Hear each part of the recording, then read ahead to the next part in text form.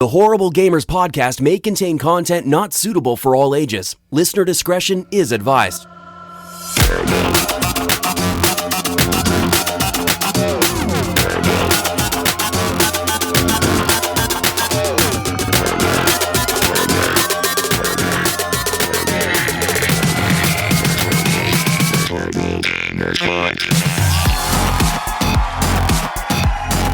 Welcome, ladies and gentlemen, to Horrible Gamers Podcast, show number 246, being recorded on March the 2nd, 2019. I'm one of your hosts, Jesus Gonzalez, known as Jesus Walks Out. Today, I'm joined by my friend from the West Coast, the best coast, Gunny Chief. Welcome back, Gunny. Welcome. Hey, yo, it's a great day to be a gamer. How you doing, guys? It is a great day to be a gamer. I agree. It's a great week. Yes. And from Michigan, 8 Mile, the emo himself, Eric Smith, is back. Welcome back, Eric. Hello. Hi. Howdy. Hi. What up, E? What up? What up? And hello, my fellow freelancers. Whoa. Yeah. Anyways, welcome to the show. I appreciate you being on here. Ladies and gentlemen, you can follow us on Twitter at _Horrible Gamers. You can also join our Facebook group, Horrible Gamers Podcast Community. That is a closed group. That means anything you post in the group is not visible by people outside of the group. So you have to be a member of the exclusive club. That's right. And the easiest way to join is to go over to Facebook. Go there right now. Go Horrible Gamers. Type it into your search bar. Page pops up. You like the page real quick. You leave us a review on the page when you do that. And then you go over to groups. You click on the link, and then it takes you to join the group. You answer a few questions, and we accept you fairly quickly. That's all you got to do. But you got to answer the questions. If you do not answer the questions, I will not accept you. You are rejected. So, that's all you got to do. Also, if you don't like Facebook and you're just really old and, you prefer email, you can always email us feedback at horriblegamers.com and get a hold of us there or, through our respective gamer tags on your preferred platform. So PC, Xbox, Steam, PS4, Switch, all that good stuff. Messages there if you want to. Tell us whatever. You hate us, you love us, we don't care. And patreon.com/Horrible Gamers is our Patreon machine that fuels the show. It gives us money to put food in our stomachs and be able to come on here and do this show. I mean, if I didn't have the money, I wouldn't eat, and I would die. That's what happens. We don't want that. When you do not want Jesus to die. When people don't eat, they die. Fact. Okay? So, you want to give us money. Just $2 a month. Give us money. Oh, feed me. Feed me. Help me. Jonathan Hall has done so. Alan Maybe, Joshua Wolf, Evan Tanaka, John Jerome, Adam Sunday, Clint Theo, Dirty Bite, Robbie Wheat, David Snyder, Brian Capessa, Nathan Malice, The Mayo, and the newest member is Jonathan Arcelo. Yay! Hey, Jonathan. Artyom. Jonathan, we were discussing before the show started how do I pronounce Jonathan's last name? And I'm like, Arcelo, Arcelio, Artyom. I don't know. Artyom. Just Artyom for now on. You butchered it. Thank you, Jonathan, for becoming a Patreon. And ladies and gentlemen, I'll be working on some new HGP Plus content this weekend for this week. And for the regular listeners, I'll be releasing the Momo episode for you, since Momo seems to have come back up into the public this last week. Have you guys seen Momo? I've seen her everywhere. Yes. Dude. Everywhere.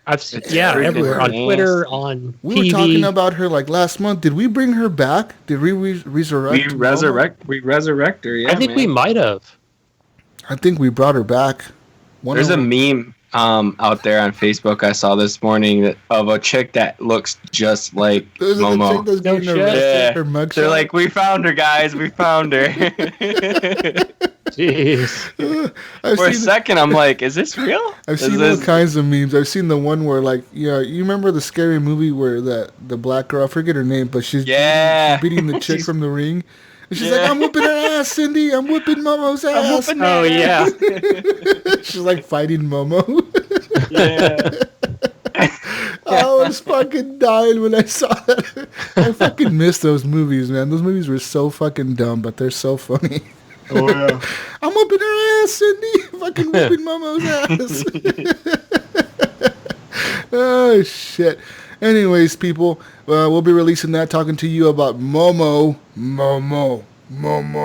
Anyways, our intro song is done by Fowler and Twistix, and it's called Breakout. That is an HGP remix. And our outro song is done by Broke for Free, Night Owl. That's right. Night Owl. Ooh, yeah. Yeah. Okay. Take a listen. Silence there. I guess. No reaction from you guys. Cool. Yes. Yeah.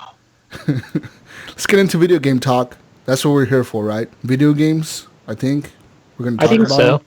I was just here to talk about life with you guys, just hang out. Oh. This is your therapy session? Yeah, my free one. We charge, You get 5 minutes for free, though. It's a trial offer, 5 minutes. Spill it. So I gotta use that 5 minutes sparingly, huh? It's a 5 minute trial offer. Okay. I will. Sounds like. Never mind. Go ahead. What does it sound like? I don't know, like some kind of EA microtransaction thing. 5 minutes, bro. Anyways, minutes. I want to talk about Get a 10-hour trial. some PC games. Dun, dun, Shoot, dun. that reminds me, I need to actually stop my 10-hour trial because I'm playing Jesus Anthem. hasn't sold his PC yet. Update, people. I have not sold Still have it, huh? Nope. All right. I put in a bet for 6 months that you will, so 6 I'm months? okay. Who did you bet? I want to know who you bet. Vegas, bro. I put it in the books. Vegas has like a counter for me. You go out there, I made the one. Yeah. After you bought your latest PlayStation 4, I went to Vegas and I made a book and I put it down. So far, you've lost me money on that because you still have it. So. Yeah. Oh man, I'm losing you. You got to tell me. I could rig this for you. I could sell it. Why aren't we teaming up together? You need to give me some tips. We could bro. make more money, and you I'll can use make a the better Patreon PC. money to bet on it. Yes, Patreons, we are using your money to gamble. So. To like fucking rig some gambling in Vegas. Anyways, I've been playing some PC games this week, guys and girls. I've been playing Frostpunk. I actually beat it, Gunny. I finished Frostpunk on easy. I will clarify that I finished it on easy. So baby mode. It was really hard though, even on easy, man. Like I said last week, the game starts off right. You are making decisions to try to guide your people through this crazy ass wasteland that's just snow and cold, and you're trying to keep everyone warm. You're trying to research new technology, etc. And it's just insane, dude. The decisions I had to make, man. I felt bad for some of them. I really did. Yeah, I feel like I want to knock it down now that because I never wanted to limit it myself in that game. Yeah. Like I wanted to see everything and all the hard decisions, and now it's like, all right, well, I've got enough playthroughs of it. So basically what happened for me, I restarted the game twice. By the third time, I kind of got the hang of it. I kind of knew what I had to do to keep my people alive for the first week. Yeah. So I started playing it, and then like that was last week, and then I was playing it on that Sunday, and dude, I finished it that day. So pretty much what happens is, you start going down your decision tree, which is almost like Civilization when you're going through text. But in this one, you're not going through technologies. You're kind of going through decisions, laws that you're putting out. Right. And depending on which laws you're putting out, the tree kind of branches out to different directions. And so like finally it came to a point in my tree for my laws that said, declare like a new order, like a new world order. And I was like, whoa, what does this do? It was like a big red button. And I was like, oh, what if... And I hovered over it, and it was like, if you select this option, your people will never question your decisions again. They're always going to have hope. Like the hope, you know how there's a hope meter and discontent meter? It says your hope meter will never ever fall. It will always be maxed out. They're always going to follow your decisions no matter what you do. But your discontent could still go up. They could still get mad at you, but they're always going to follow your decisions no matter what you say, what you do. And I was like, okay, so I put that. And as soon as I did that, my whole little village, you know, my Frostpunk town, I guess, it all like changed, dude. Like the camera zoomed into the generator in the middle, and it was like, hey, we have declared a new world order. Your leader is now a supreme leader overlord. And like these like red flags came down. It looked like Nazi Germany or some shit. Fucking red flags came down over the fucking like generator. Like there's these red flags hanging everywhere. And like, you know, I have to build like new security stations and guard stations everywhere to keep the peace and keep people in line. And the thing that I had with that situation right before that, I had this group of people called the Londoners. And they were trying to get people to join them. It was like this like rebel group in my town. And they were trying to get people to join them to like overthrow me or like leave. They were going to leave, right? They gave me an option. They're like, you either leave or we're going to leave. Like one of us is leaving, right? You leave because you suck at being a leader. We don't believe in you anymore. So we're going to either leave or you leave and we're going to create our own town, whatever. So like, the timer said, like, you have 19 or 18 days to deal with the Londoners. So, like, I was down to, like, day 7 or something like that to, like, deal with them. And the problem with dealing with them is, like, every time they started off with, like, 20 people, within, like, 3 days, they had, like, 70 people following them. Yeah. Dude. Like, they were that's where I messed up. I think I just let them grow too big. They were just multiplying, man. And, like, they just had all these people following them. And they were, what they were doing, too, is they weren't just, like, getting followers, right? They were like doing like speeches on the town square. They were like I would get little notifications that would pop up that would be like, hey, the Londoners are giving a speech in your generator, like in your town square. What do you want to do? And it's like, okay, send the guards in to like disband them, let them give their speech, which will gain them more followers. But if you send the guards in, your guards can die because your guards are outnumbered like 5-1. So yeah, I didn't take that risk. So I took the risk. I sent my guards in there, and my guards kind of broke it up, and they like beat one guy down, like almost killed him. But like that gained more sympathy for the fucking Londoners, so like they gained even more followers because like the people kind of feel bad for them now, so they got more followers than they would have anyways. And I'm like, what the fuck? So I'm all freaking out, right? And like so as soon as I declared this new world order to like, you know, like get my followers to follow me, because my hope was like down to 0 almost, dude. Like I had like a sliver of hope left. You know, I was running out of supplies, I was running out of wood and running out of all these things, running out of food, running out of things. And so as soon as I declared the new world order, it was like, hey, now that you have absolute power, what do you want to do with the Londoners? And they gave me an option. It said to like, nah, let them go. Like it says you gathered 35 out of the 90 Londoners in your town. Like you like arrested them all. And it says the 35 are like the main leaders. They're like the main perpetrators of the Londoners. They're the ones that will not, they're not going to pledge allegiance to you, because all the rest of the people that were with them, they kind of like said, oh, no. You are our leader, Jesus. You know, you are supreme leader. They kind of pledged their allegiance to me. But these 35 that were left were like, no, we're not going to pledge allegiance to you. Fuck you. You're a piece of shit. So what happened was I said, what do I want to do with them? And they gave me the option to kill them all or to exile them, to like kick them out of the village or whatever and then send them out in the snow. But I thought to myself, you know what? These guys are probably going to come back and try to kill me if I let them go. I should probably just kill them. So I executed them all in front of everyone. I like executed everyone in front of like the town. Wow. What the heck? Yeah, I called the town meeting. I never made it that far. Yeah, dude, I called the town meeting and boom, everyone got shot in the back of the head with the fucking gun. Just execution. Oh, wow. Just killed everyone, dude. 35 people dead in one day. Execution style.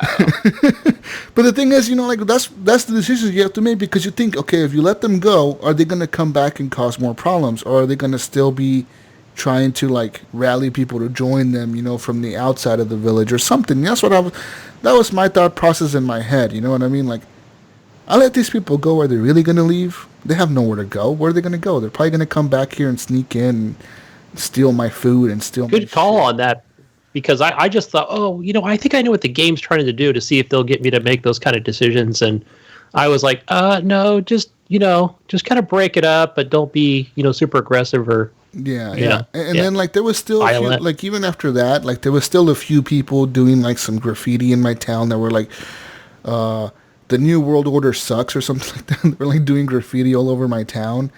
And, like, I would just send the guards to arrest these people. Like, on one of the situations, one of the guards got killed because somebody stole food from me.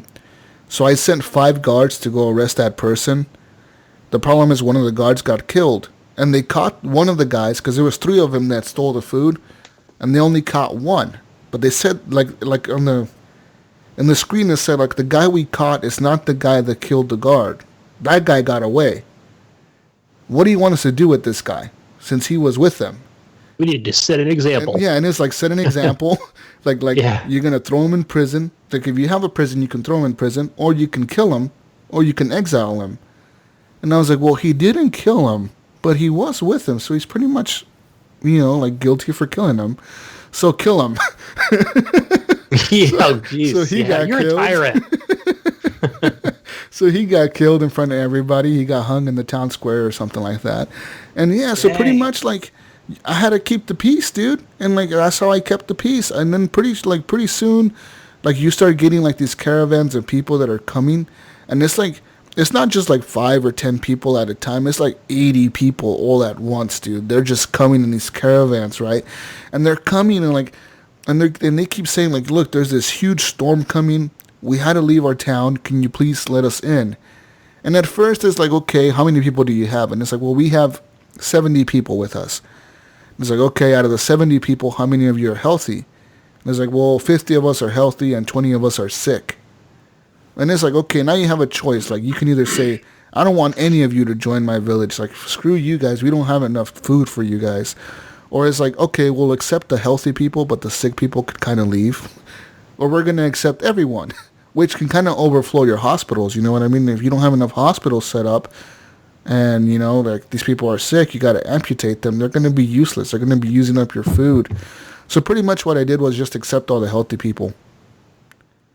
And by the time the storm came, I had like 400 people in my village, and it was rough, dude. It was a rough I think I've situation. had like maybe a maximum of 200, because I know when the people come, or you bring them there, however that happens, and then it's like they all just kind of stand around the furnace, and it's like, all right, well, you have to build housing for them or not. It's your choice, but they're gonna die. They're gonna get sick. So. Yeah. You're either going to need housing or you're going to need some kind of medical shelters of some sort, Yep. Whether it be a hospital, an infirmary. Yeah, and so, like, dude, I built so many... I built, like, 4 main infirmaries. Like, the big hospitals. I built a lot of housing. There was, like, one group of people that was coming to my village, and they were all kids. They were all, like, little kids, like 20 of them. And there's, like, these kids can't... What are they good for, So, like, they're good to work in, like, coal piles, but that's really it, So, like, I had to make housing for them. It was kind of rough there for a minute, dude.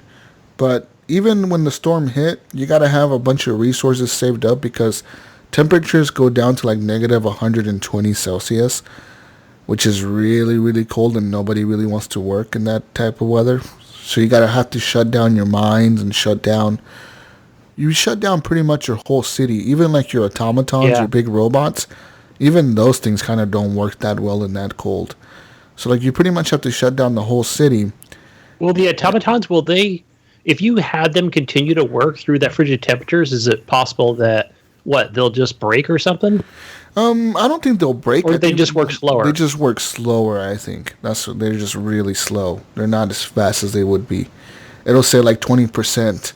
Like, you know how they have the little bar that says, like, how effective whatever your mine is or whatever, like 20%, 50%, 80%. Right, as far as ratio and... as far as how cold it is or whatever. If you don't have enough heaters around there, it's not as effective. That's pretty much what happens with the automatons. If you just and the automatons, they just look like giant metal... spiders. Yeah, they're just... Yeah. either digging coal or wood or whatever it is for you. So I had collect resources. I want to say I had like 10,000 coal saved up, just a little under 10,000. So I had about 9,700 coal saved up, and that's where you use to power your heaters in the city.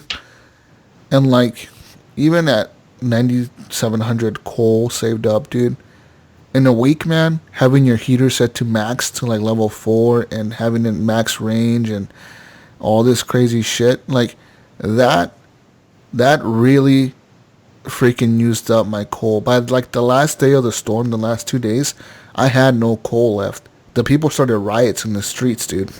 They were like, "Fuck you! We want to go back to work. Make us go back to work." And it's like, if I send you back to work, you're gonna die.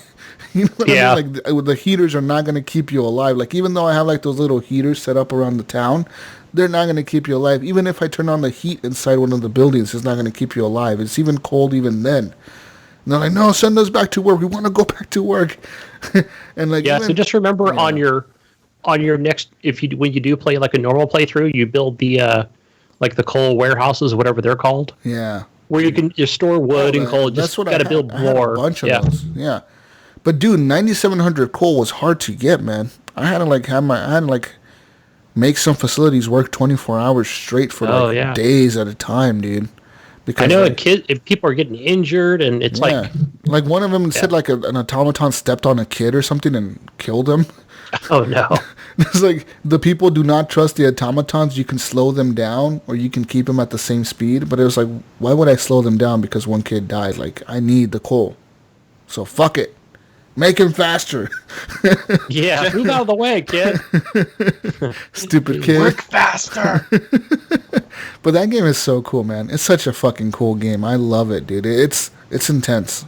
And yeah, so I finished the story or whatever, but once you finish the main campaign, which is that first one, you unlock other stories, which is like 4 other campaigns, and one of them is like trying to keep these seeds alive, and you're a bunch of engineers. That's how your city starts. Like, instead of starting out with regular people, it starts off with like 80 engineers, and they're only engineers, so they're trying to make automatons to like do everything for them. They're kind of a bunch of nerds trying to make robots work for them, and they have to survive. That one was kind of hard. And then there's other ones, like there's one where you have to, like, you play as the city who was the first city that got hit by the storm. So I'm assuming the storm comes much sooner to that city than the other one. And then there's another one called something else that I forget what the hell that one's about. Like a bunch of rich people or something that they only accept the rich people to their fucking town or something. Some kind of weird story. But they have different stories. A new game plus with new scenarios. Yeah, they have new scenarios, yeah. And you can make them harder or easier depending on how you want to play. Kind of like Civ, which is another game I played this week. So I'm playing that. Civ 6. Sorry, I don't know that one. Shut up. Alexa, come on, shut up. Yeah, but I've been playing that. And it's a fun game, dude. Looks good, runs beautiful, and it looks good. It's a good game. Just having fun with that. But let's talk about some real games this week that I played. I played some Apex Legends. Yeah. On my Xbox One. I had to contact EA this week to get my stupid Twitch Prime, my loot crate and shit, my outfit and my loot crates. So yeah, people, if you have Amazon Prime, you can link your Twitch account to it, and you get Twitch Prime, which gives you like loot and games and shit. Gives you all kinds of shit. Yeah. So yeah, I haven't done that yet. Yeah, they're giving away like free games, dude. This month they gave away like 3 free games. I downloaded it on a PC. Yeah, I haven't done it this month, or actually in the last 2 weeks. But yeah, I can just log on at any moment and just collect that loot and get the free games. So there's that. Yeah, and so I had to contact EA, and they had like, dude, they make me like verify so much shit. Like, what is your gamer tag? What platform do you play on? What's your email for your Xbox? What's your email for your Twitch?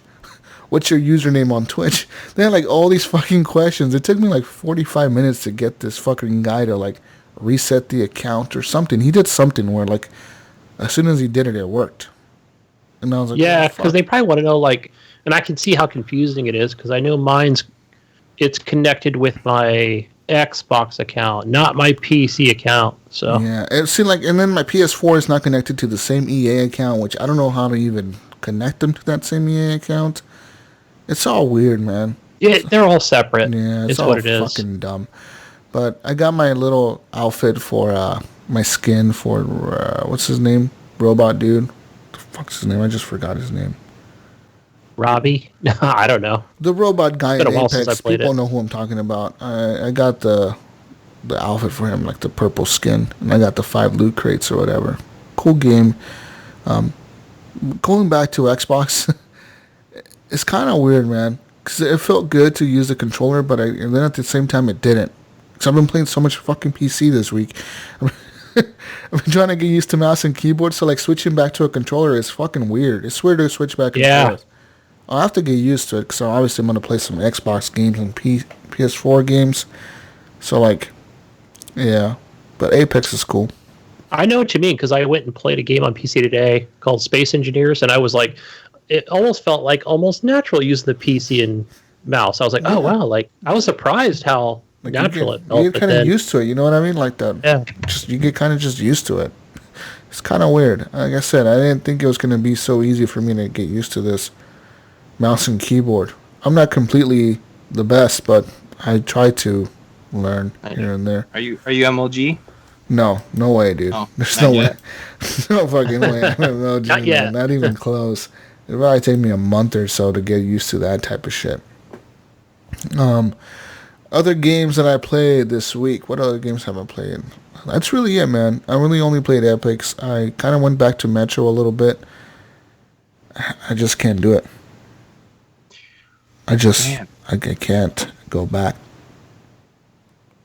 It's a shame. Can't play what? It's a shame, man. I can't go back to Metro. Why not? It's too slow. Too slow in the aiming. Yeah, I'll agree with that. I've been playing on PC, man. You could turn so fucking fast on this thing. Like, you just move the mouse, it just turns. And then going back to controller. And then on top of that, just the Metro aiming. Even before I had the PC, I told myself, like, this is horrible, dude. Like, everyone that I know that's played that game complains about the aiming. And the developer has already said that they're working on the aiming. They're going to patch it to make it faster. But they still haven't done so. And it's just so fucking slow. Like, you turn, dude.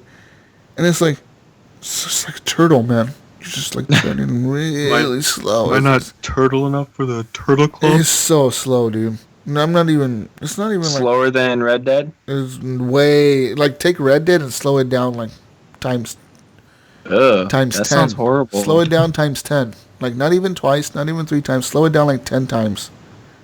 It's really slow, dude. You thought Red Dead was slow?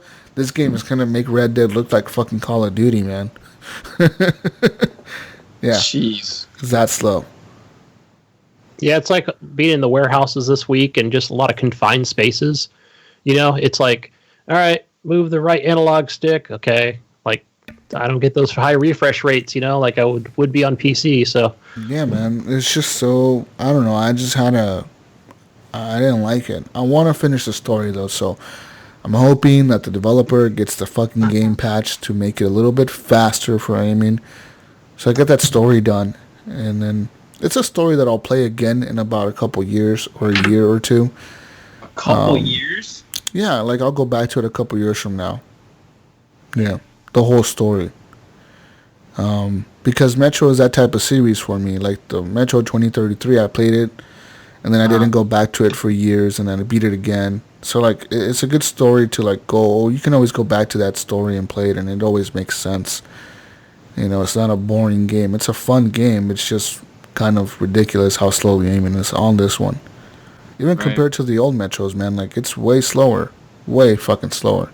yeah, I noticed that. I think I had to turn the sensitivity up when I first started. I turned it like Exodus. almost max, dude, and it still didn't feel different. It felt the same. It's like, what the fuck? So now I'm curious if PC players are having the same issue. I mean, it's not a first-person shooter, so how does it work on PC? is it just supposed they want you to be immersed? How does that work? Well, yeah, if you're playing this on PC, people, which I doubt anyone is, but if you are, you know, the PC people got all salty because it came out on Epic Games or whatever. Which I don't give a Yeah, but shit. aren't they now? They're like review bombing it on Steam to give it all positive reviews. Yeah, to get the people to port it over.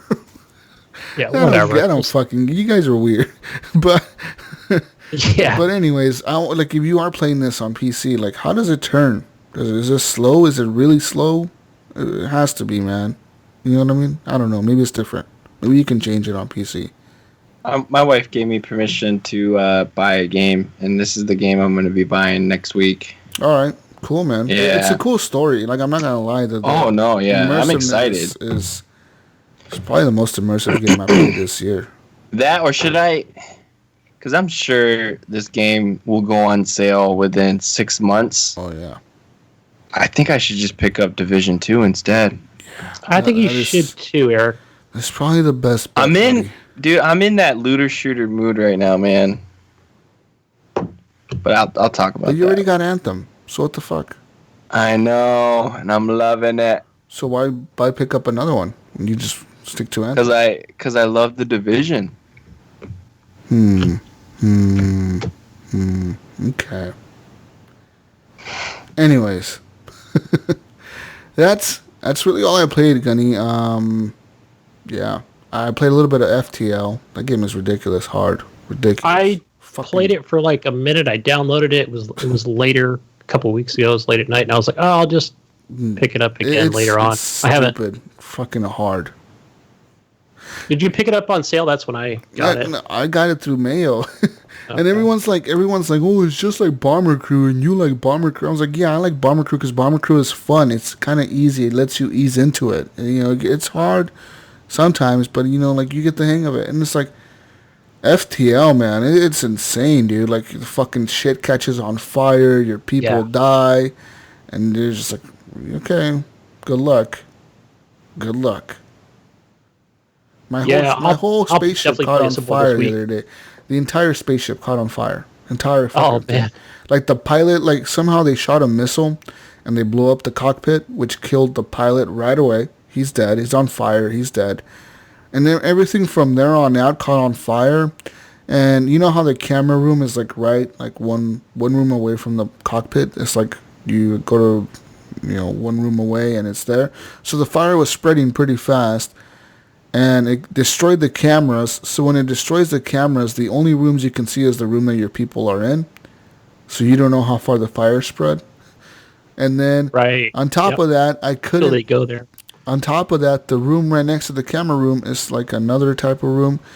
And the controls to like open the doors, to like, you know how you have to open the airlocks to like put out the fire or whatever, you can open up the airlocks to like let the oxygen escape the ship, and then the fire dies out because there's no oxygen. So I was trying to open the doors to the outside of the ship, right? I was trying to open all the doors to make the fire go out. Nope, wouldn't happen because guess what? The room that controls the doors caught on fire, and now the controls are destroyed. So the ship was just fucking burning.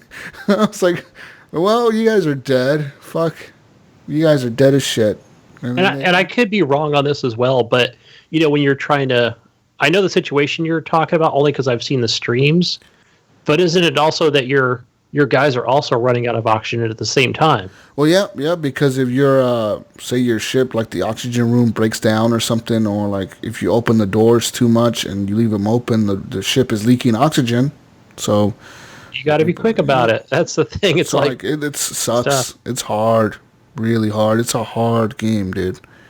You got a lot to manage in that game. I want to try it again because it's like Bomber Crew, but like difficulty plus 10 on that one. It's fucking hard. It's really hard. Bomber Crew is not that hard. Once you get the upgrades for Bomber Crew, you're set. Yeah. Now, is that something that's you're going to get on PC? Is Bomber should Crew? I try it? Is it going to be managed better with a mouse and keyboard? Oh man, should I try it? Should I go all over again?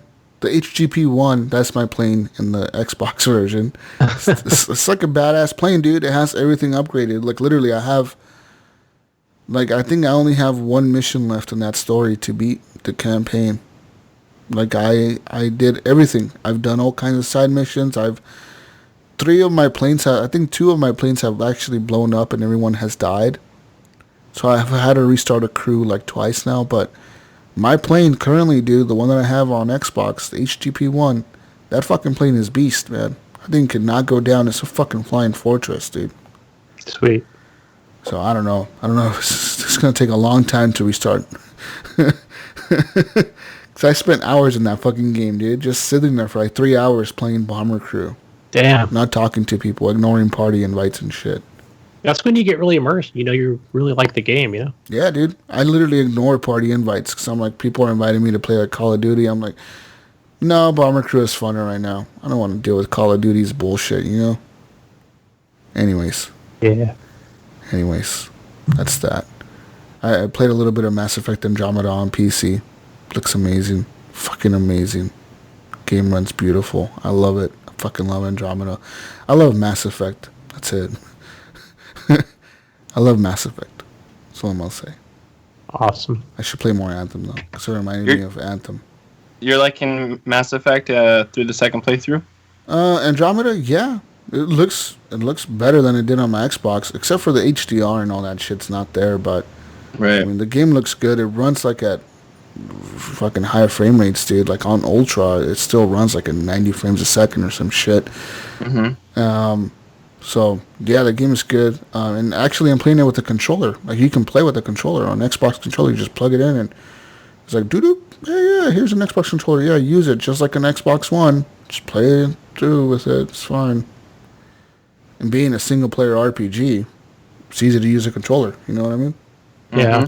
Well, you might get. I don't know if there is there PvP in the multiplayer or is it all PvE? It's all PvE. It's all co-op. Okay. So yeah, even then, I could probably still use a controller and get away with it.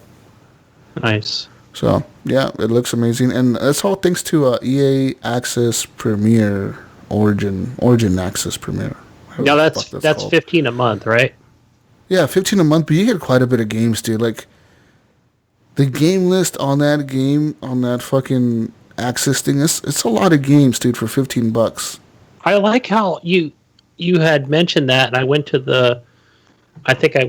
on there to Origin. I was like, oh wow, they've got their billions. They've got more games than there are like that EA doesn't even publish. So I thought that's cool that they've somehow acquired the license to put these on Premiere. Yeah, they have their billions on their list. They have a ton of them, dude. They have a bunch of management games. They got The Sims, and not just. What I like is that they don't just have the base game. Like, for example, The Sims 4. I could download The Sims 4 on my PC, but on top of The Sims 4, I could download like 7 expansion packs that came out for it. Yeah, all included. They're with really the price. sweetening the pot with this. Yeah, and same deal with like Anthem. I could download Anthem, but it's like the Anthem Deluxe Edition, so I could download the soundtrack, fucking wallpapers, fucking all kinds of shit. Same thing with like Mass Effect. I could download the entire Mass Effect trilogy, like Mass Effect 1, 2, and 3, and all the DLC with them. Like all the DLC for Mass Effect 2, it's all there. Nice. All the DLC for Mass Effect 3, it's all there. Like it just tells you, like, do you want to download all the DLC with this? You just put yes, and it's like, okay, we're going to download it all for you in a second. You know, and it just works, dude. It's amazing. I love Origin Access. It's like $15 a month is nothing, dude, for this many games. It's like with Origin Access and fucking Xbox Game Pass and then the Mayo Pass. Oh man, yeah, it's a Mayo Pass. Mayo Pass, yeah. I have games the rest of my life, dude. I don't need to buy any more games, guys. Jesus is never buying a game again. That's true.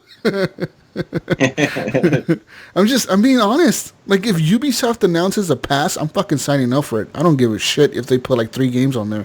I'm going to sign up for it because I want fucking publishers to give us all their games for a set price a month. Imagine if every publisher from Activision to Ubisoft to EA, if they just said, you know what, give us $10 a month and we'll give you all our fucking games. We don't even care anymore. Just give us $10 a month. Fuck it. Like, that's an incredible price, dude. You get so many more users out of that. You know what I mean? I wonder, not a lot of people probably know that, because now you've got me considering that Access Premiere, because I'm like, I wonder if you get more than the vanilla game, and sure enough, you get do. Like everything. You get like even Battlefield 5. Well, even Battlefield 5, all the DLC is free, but like Battlefield 4 Premium is included. Battlefield 3 Premium is included. All the Battlefields are there, from Battlefield fucking 1942 to the newest one. They're all in there. The Sims is in there. The newest one, City Skylines is even on Origin Premiere, I think. They have City Skylines. They have Sim City on there. They have a bunch of fucking games, dude. It's just a ton. And then for me, the coolest thing is that they have Anthem on there. That's like a brand new game. You don't have to pay $60 for it. Just pay $15. Yeah, so like that's really fucking cool. But that's really it, guys and girls. I mean, that's all I really played this week. I'm trying to learn PC, so like the problem with me is I'm not playing a lot of games because I'm trying to get the controls down on the PC. You know what I mean? So I'm kind of jumping around. I'm trying to learn all like the launchers and shit. Like today, I launched the Division beta. I launched it through Epic Games because I don't know. Is it on Steam? I don't fucking know. I don't know. No, I played it on Uplay today. See, because like a thing popped up on my. I was playing. What the fuck was I playing? I was playing another game.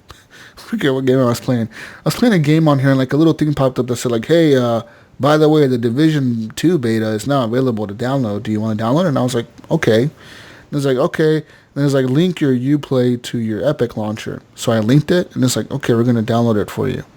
And it just downloaded it for me, and so I have that now to play too. So I'm trying to like learn how to like manage all these fucking things, right? Because you have like Origin, Epic, Steam, Uplay. Yeah, and you can also on Steam as well. So that's just more exposure for Ubisoft to get their games on other platforms.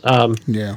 So, for example, you can take Steam. You know where it says "Add Game" on your main Steam account. So you can add any game you want that's on other things like Uplay or Origin.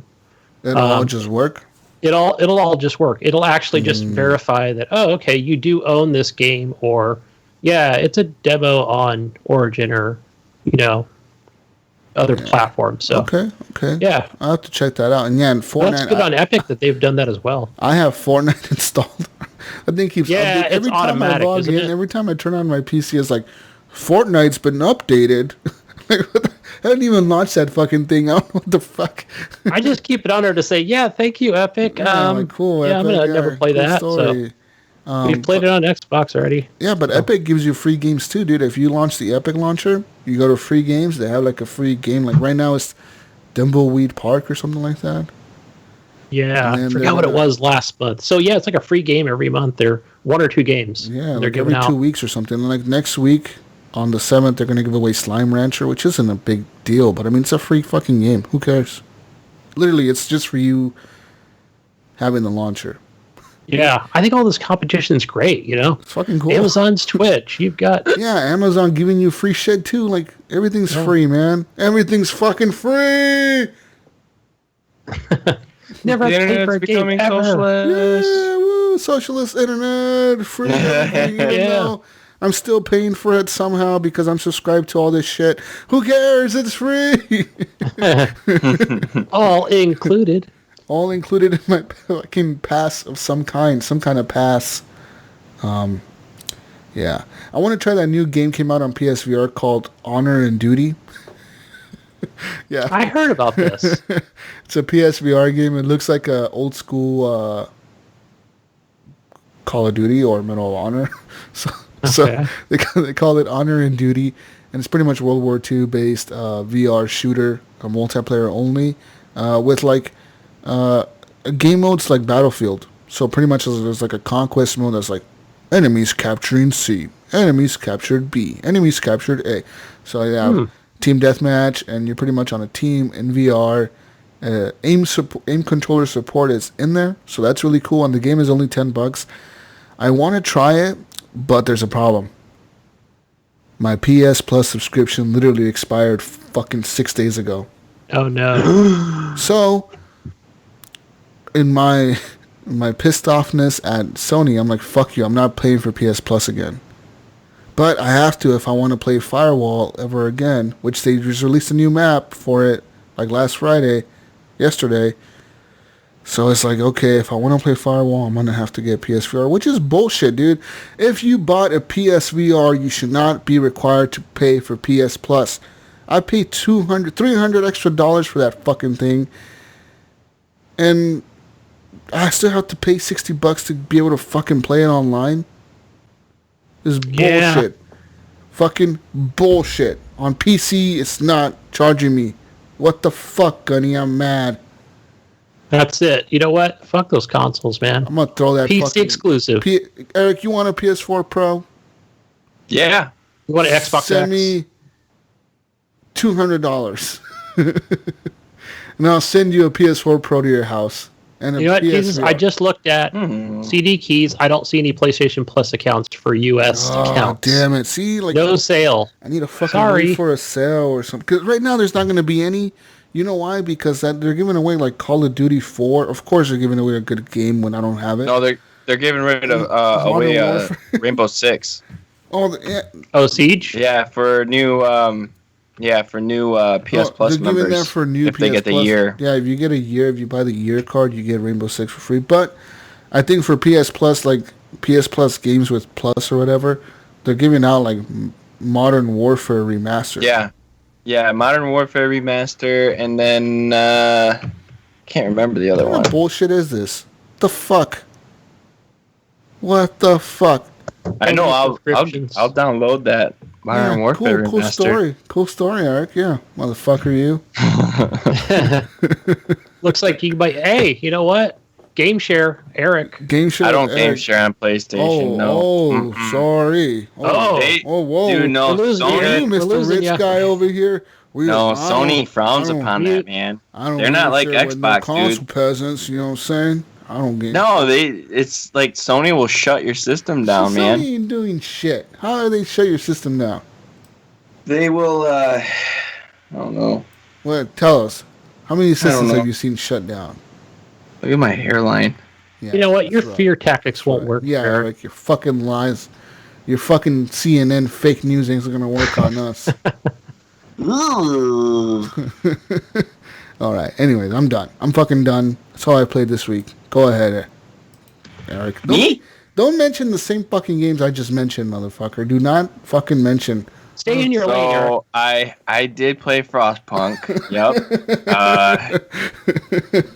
Slime Rancher. Played that on my tablet. No. So yeah, I've been playing a lot of Anthem. That's why you tweet this out as well. Oh, dude, it's such a fun game. I'm loving that game so much. Even after the whole patch, they put out a patch a few days ago to try to fix some things. Load times are still kind of slow, but they don't really bother me because I just get on my phone anyway. Or if I'm playing with people, I just if I play with people, I just talk to them. So the load times don't really bother me. The loot system seems better. Seems like it's dropped a lot more loot. I've been getting a lot of rare items now after the patch, so that's definitely sweet. Yeah, no, that game's so much fun playing with people, even with randos or just with friends. Eric, so hold on. I started to interrupt here, but I wanna confirm this with you since you're our Anthem expert. I am the Anthem expert. Yep. You are the Anthem. You're the Anthem expert. For HGP. Yep. I am the Anthem guy. Okay, Mr. Anthem guy. So I heard, rumor has it that if, say, you and Gunny and me are playing, and I am the one who invited both of you into my game. Excuse me. Sorry, eh? I've been drinking. I invite you. We invite each other. No, I invite you. You're in my game. We're going to a mission. I select the first mission. Okay. Is it true that once, like, we split up, say, like, I have to go to bed, I'm too drunk, and you're like, Eric is like, I want to keep playing the story, I want to continue this with randoms, that, like, for you, it didn't carry the progress, like, you have to restart from the beginning if you haven't played the first mission? Is that true? Yeah, but, I mean, I don't see that as a problem. What's because a fucking problem, man? Like, why not just sync the fucking progress across everything? Well, they're getting that. They've been pretty vocal on Reddit. The fans have, and BioWare has responded very quickly to the problems. I mean, they just put a patch out to fix some of the stuff that the fans had issues with, and this has been one of the issues that they've had. And they're looking into it, and they're trying to work on it. They're trying to make the game better because they do have a plan for this game to just kind of for the long haul. I think that will get better. They'll fix that. So I don't know what they would have to do that. This doesn't seem like a hard thing to do, right? Like every other fucking game does it. I think in the Division, right? If me and you play the Division, and you were the host who invited me to your game, if you start a mission, that mission still completes for me in my own story, right? I don't know. I don't hardly play Division with people. I mean, if some Destiny players, if how does Destiny work? Yeah. If you have input, let us know. But I played the other night with Jonathan, Mojo, and who was the other person? I cannot remember. But we played a mission that Jonathan had to do. Mm-hmm. Didn't bug me at all. I mean, it's really gonna bug you if you're like in for the story. If you really want the story. I would see how that would kind of like, like if you're really into the story, that would kind of suck to have to like go back and say, dude, I've seen this mission 7 fucking times now because I'm carrying everyone through it. Yeah. Just let's go. Let's play the next one. No, already. I mean, I do understand, the frustration to that, and it would be nice to have that stuff carried over. Mm-hmm. But I mean, as of right now, I'm fine with it, and I have 2 javelins. Right, I haven't been able to play much because I've been so busy with work. But I've been rolling with the Storm. That was my first javelin, and my second javelin is the Ranger. And dude, I made the Ranger seriously look like Iron Man. It's probably the proudest moment I've ever had in video games. I did that to mine in the demo. I made him like with the red suit and the gold face and the gold little pieces. Yeah, I have I'll have to find it, and I'll have to take a picture and show you because it looks dope. And Jedi, it was Jedi that played with us, and he actually plays as the Colossus, which that's going to be my next one because he looks freaking dope. That's the big tank guy, right? Yeah, and his abilities look freaking sweet. What are his abilities? Blow shit up. Because I know the Ranger, his ability is to like fly up in the sky and like shoot down a bunch of missiles, locking onto everybody. Yeah, like this dude, I mean, literally think of Colossus as a tank. Like he's shooting rockets, he's shooting. He's got a big shield rather than like you have a health bar and then you have a shield bar. Yeah. The Colossus just has one big health bar. Oh, that's just because he can take. He's a tank. He can take more, and he has a shield that you can like whip out, and then you can bulldoze enemies. So it's pretty cool. And then Storm is just freaking like a warlock, raining down lightning or like a freezing power or that one's really fire. Cool. I like that one. What's the ability for the Strider? Is that the green one? I can't remember what it's called. Yeah, that basically a ninja. Speed and agility. Like rush him or whatever and melee attack. Yeah, you get more melee out of it. A lot of melee, a lot of speed. Like you're fast. But what's like his special ability? Like you just run really fast with a sword or something at them? I'm not real sure his special ability because I haven't played as him. I have had no interest to play as how that dare you character. assume it's a him? Him or her, sorry. But a lot of the times I'm seeing people that play as that javelin, they're meleeing and they're going like super fast meleeing. Yeah. That's cool, man. Oh, it sounds cool. The game is a beautiful game, dude. It's a beautiful fucking game. That's pretty. One thing I gotta give to EA. They make some of the prettiest fucking games with that Frostbite 3 engine or whatever, man. Like that engine, like even Star Wars I was playing that shit on PC the other day, dude. My God, I was like, this thing is like real. It's like a fucking Star Wars movie. Like I'm looking at a fucking Star Wars movie right now. That's what it looks like, literally. And it's just insane, dude. And it does that to every game. Battlefield 5, same thing, dude. You turn that shit, all the graphics up all the way high and shit. Like it looks fucking incredible. You're like, what the fuck? Yeah, dude. How do they do this? This game looks freaking sweet on my One X, bro. Yeah.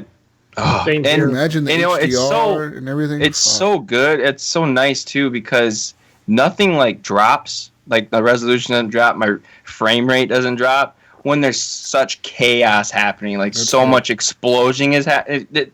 There's no frame rate drop. And you know, I played Resident Evil 2, and there's parts where it's just like raining, and you're walking in. It's a specific room where the frame rate drops drastically, and it's like on the first level, and there's just like 3 zombies laying on the ground, and there's rain coming in, and it drops. This game, there's a hell of a lot more stuff happening in this game, in Anthem, and that frame rate doesn't drop, which is really nice. So it doesn't slow down gameplay or anything. Like everything is just silky smooth. That's so cool, man. That's amazing. If you have that EA. I have it on PC. Yeah. Yeah, dude. I would totally freaking play this game. I've been playing a little bit of it. Yeah. So like I've done the beginning part where you fight the big monster or whatever, and then you have to run away from it and shit. And yeah, I'm in like the main hub now. I need to go back to the thing. Is like I said earlier, I'm jumping between so many fucking games right now because I'm trying to find the one that's gonna hook me. And the problem is, I think like Frostpunk has hooked me, and Civilization. I want to manage a fucking city. I want to fucking manage this thing. I want to pass new laws. I want to kill people. I don't know what I want to do. Yeah. But the one thing I do. There's one more thing that bugs me is is Fort Tarsis. There's really nothing that happens. Okay, so what do the vendors do in that area? Can you buy like better armor, better looking armor? Yeah, you can buy. Because there's a forge thing near your javelin that you can buy different things, but there's not much to buy. And like I've only purchased one helmet because it gives you, like before the game, it gave you a certain amount of currency, so you can get a new headpiece, chest piece, arm piece, leg piece, and you're good. Like that's like the first thing, and then after that you got to grind for more currency. Which, I mean, it didn't take much for me to make more currency to, make my character look cooler. I can see how they did that, Eric, because I noticed today, after I did make it to that main hub, after the opening sequence, and I'm like, and I'm looking at myself in the javelin, I'm like, yeah, they kind of gave me like, I've got 2 yellow pieces for shoulders and 2 near the knees, and that's about it, Yeah, I mean, you have enough to like basically do your head, arms, your chest, and that's about it. You can do like three sets. But like I didn't take, like I said, it didn't take me long to grind out to get more currency, so I can get the leg pieces. But at Fort Tarsis, it's you can talk to these different vendors. There's I haven't really delved into a lot of the vendors yet. I've talked to just a few people, and I'm just trying to get through the story and trying to just level up because I want to get back into that world and I want to do missions and I just want to blow shit up. Are you collecting shaders at all, or is it all like just purchase at Tarsus? I call them shaders, but I don't. What are you referring to? Just like your armor colors. Oh, I don't know. I don't really focus on the armor color. I haven't really. Not like you're seeing it really, like your friends will see it, or but it's all. Person, but. Like with my Storm character, he's all decked out in black, and that's how I want it. And then the Ranger one, I kind of was like feeling spunky, and I made him look like Iron Man. That's about it. I've only unlocked 2 javelins, and like I don't really edit characters in video games. I kind of just skip all that because I don't care. I just want to play the game. So so I don't know about any of the unlocking colors and stuff. Okay. All right. I want to try to. I'm gonna get my Ranger up so you can see him. Cool. Other games I've been playing. I mentioned Resident Evil. It's kind of hard to get back into that game, to be honest with you.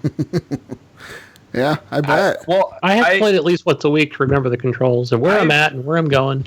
I've beaten it, and it's hard to play a game again that you've already beaten. And that's where I'm at right now. Like You find yourself just running, doing a lot of Well, with Claire's story, yes, I've done a lot of running because freaking Mr. X, I almost called him Mr. T. He's on your ass, isn't he? Yes, like right in the beginning of the game, he's just there, and like I want to explore more, and nope, kicks down a door, and X gonna come for you. Freaking! I actually saw on the Reddit from the Resident Evil Reddit page, someone made a mod of Thomas the Train. Yeah, I saw that on Twitter. I was laughing. He's coming through the door. You're hearing like the choo choo. Yeah, that's funny. Yeah, fucking Thomas the Train. Brought back Skyrim memories. Dude, yeah, Skyrim did Dragon. that too. Yeah, just a bunch of Thomas the Trains flying in the air. But in another game I've played. What did I write? I wrote it down. Ooh, you wrote it down. I did write it down. Titanfall 2. Played a little bit of Titanfall 2. Got back in the story. The only reason I played Titanfall 2 is because I was waiting for the update for Anthem to get done. Yeah. So yeah, we'll talk a little bit about what's that? Apex Legends and Fortnite here after we're done talking about the games, because Fortnite seems to be back on top, huh? Yeah. Oh, yes. I have a Anthem Discord if you guys want to join it too. Oh yeah. Just make your own fucking Discord. What? Yeah. You made one? Don't make I don't know how channel. to. I don't think I have the authority to change anything on the. I'm on ban. Or should you? You're Discord. fucking banned from the Horrible Gamers Discord. Okay. Removed. Fine, I'll hang out at my Gone. Anthem Discord. Yeah, go hang out in your fucking Anthem Discord. Hey, Mojo replied to me. Heyo. What did Mojo Yeah, he's say? been playing. I just told him that I'm gonna hop on an Anthem when I'm done with the podcast, and he's like, "I'll be on." Mojo's crazy. That dude. He's a crazy dude. He fucking masters every game that he plays. Oh, dude, his character is at level 30, which is the max level. He's got some friends of his that are going to strongholds, and I don't get how Mojo does it. He masters every game he plays, every fucking game he plays. He plays a Division 2. Yeah, I'm already max level in the Division 2 beta. Yep. And then Mojo, you playing Sea of Thieves? Yeah, I'm already Pirate Legend. Yep. Yeah, right. No big deal. He's like a fucking master at these games, man. I don't get it. He's really good at them, where he can just master them. I can't. I think my problem is I jumped to too many games too fast. yeah, So I don't get I'm the good same at any way. of them. I'm always switching. Yeah, same here. Jeez. Gunny, speaking of switching, what have you played? Well, it hasn't been the Switch, that's for sure. Damn. No, I was Switch so totally bad. hoping you were like, I played this awesome Switch game this week, guys. Woo! no Tetris 99 this week. Okay. But yeah, more Metro Exodus. I did make it to the end of that snow train map or whatever. So, but yeah, like you said, it's slow, but it's still like the one thing I don't like about it is when I got to that part where there's the boat and I see how they want me to be stealthy and sneak around them, maybe knock a few guys out.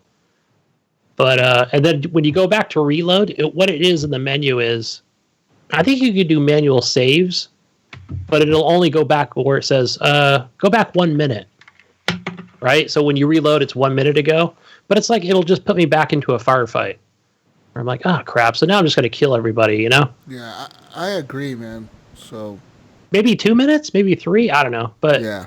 they should have, no, not 1 minute, because then it just goes, to me, it feels like it goes back 30 seconds. But it's just not enough if you want to be stealthy. No, I know exactly what you're talking about. So Yeah, there's a few times in that boat, especially in that boat, I ended up, like, I snuck through half of the boat, like, knocking people out. I'm like, yeah, I'm gonna just knock people out, not killing them. And then it's like, next thing you know, I hit a dude, and then, like, Anna or whatever, she's like, Artyom, you got the guy coming to you.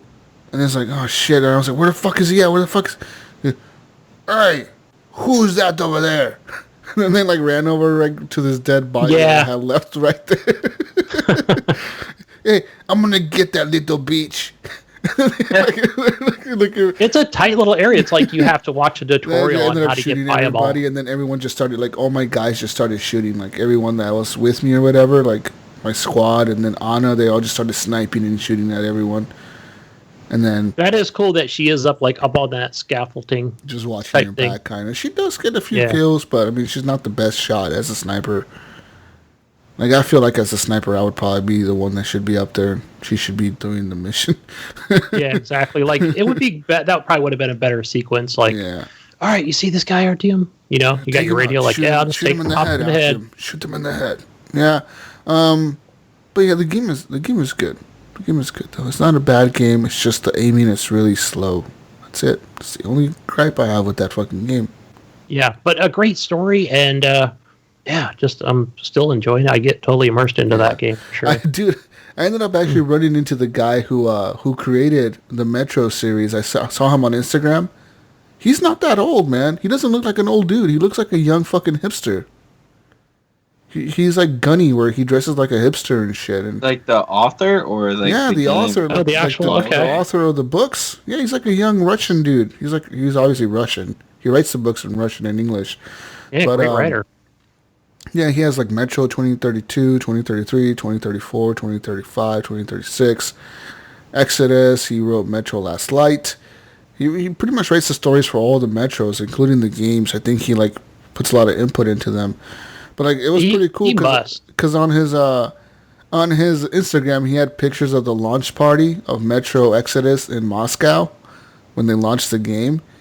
Dude, there's some hot fucking girls in those pictures. I was like, that totally would not ever happen in America. Yeah. Right. There's like these girls wearing fucking gas masks with like bikinis on and shit. I'm like, what the fuck? You could totally tell it was in Russia. Yeah, because as you go through the game, you actually see like these books just kind of laying around in certain places. Like the Metro books, they're just laying there. Yeah, and I know I looked at them like, Metro 2036? Is that actually a book? It sure was. I think it's actually, like an actual book. Like, he does, I think it's just like based on each year or whatever that they're surviving or something like that. Yeah. Pretty cool stuff though, man. Metro's an interesting series. I kind of want to read the books now that I've played the games, you know, because I bet the books are really cool. I've heard the books are really good. I have the first one on Audible, so I've listened to that one. One's really good. But I haven't gotten the rest of the series. Anything else you played, Gunny? I did play some Anthem also. I agree with both you guys. That I played that opening sequence, and I had some real like wow moments. You know, it looks beautiful. There's a lot of stuff. Not a lot of stuff going on, but there's still like you're flying everywhere. You're underwater. You're back up. You know, a lot of the lighting is perfect. Mm-hmm. Shooting is great.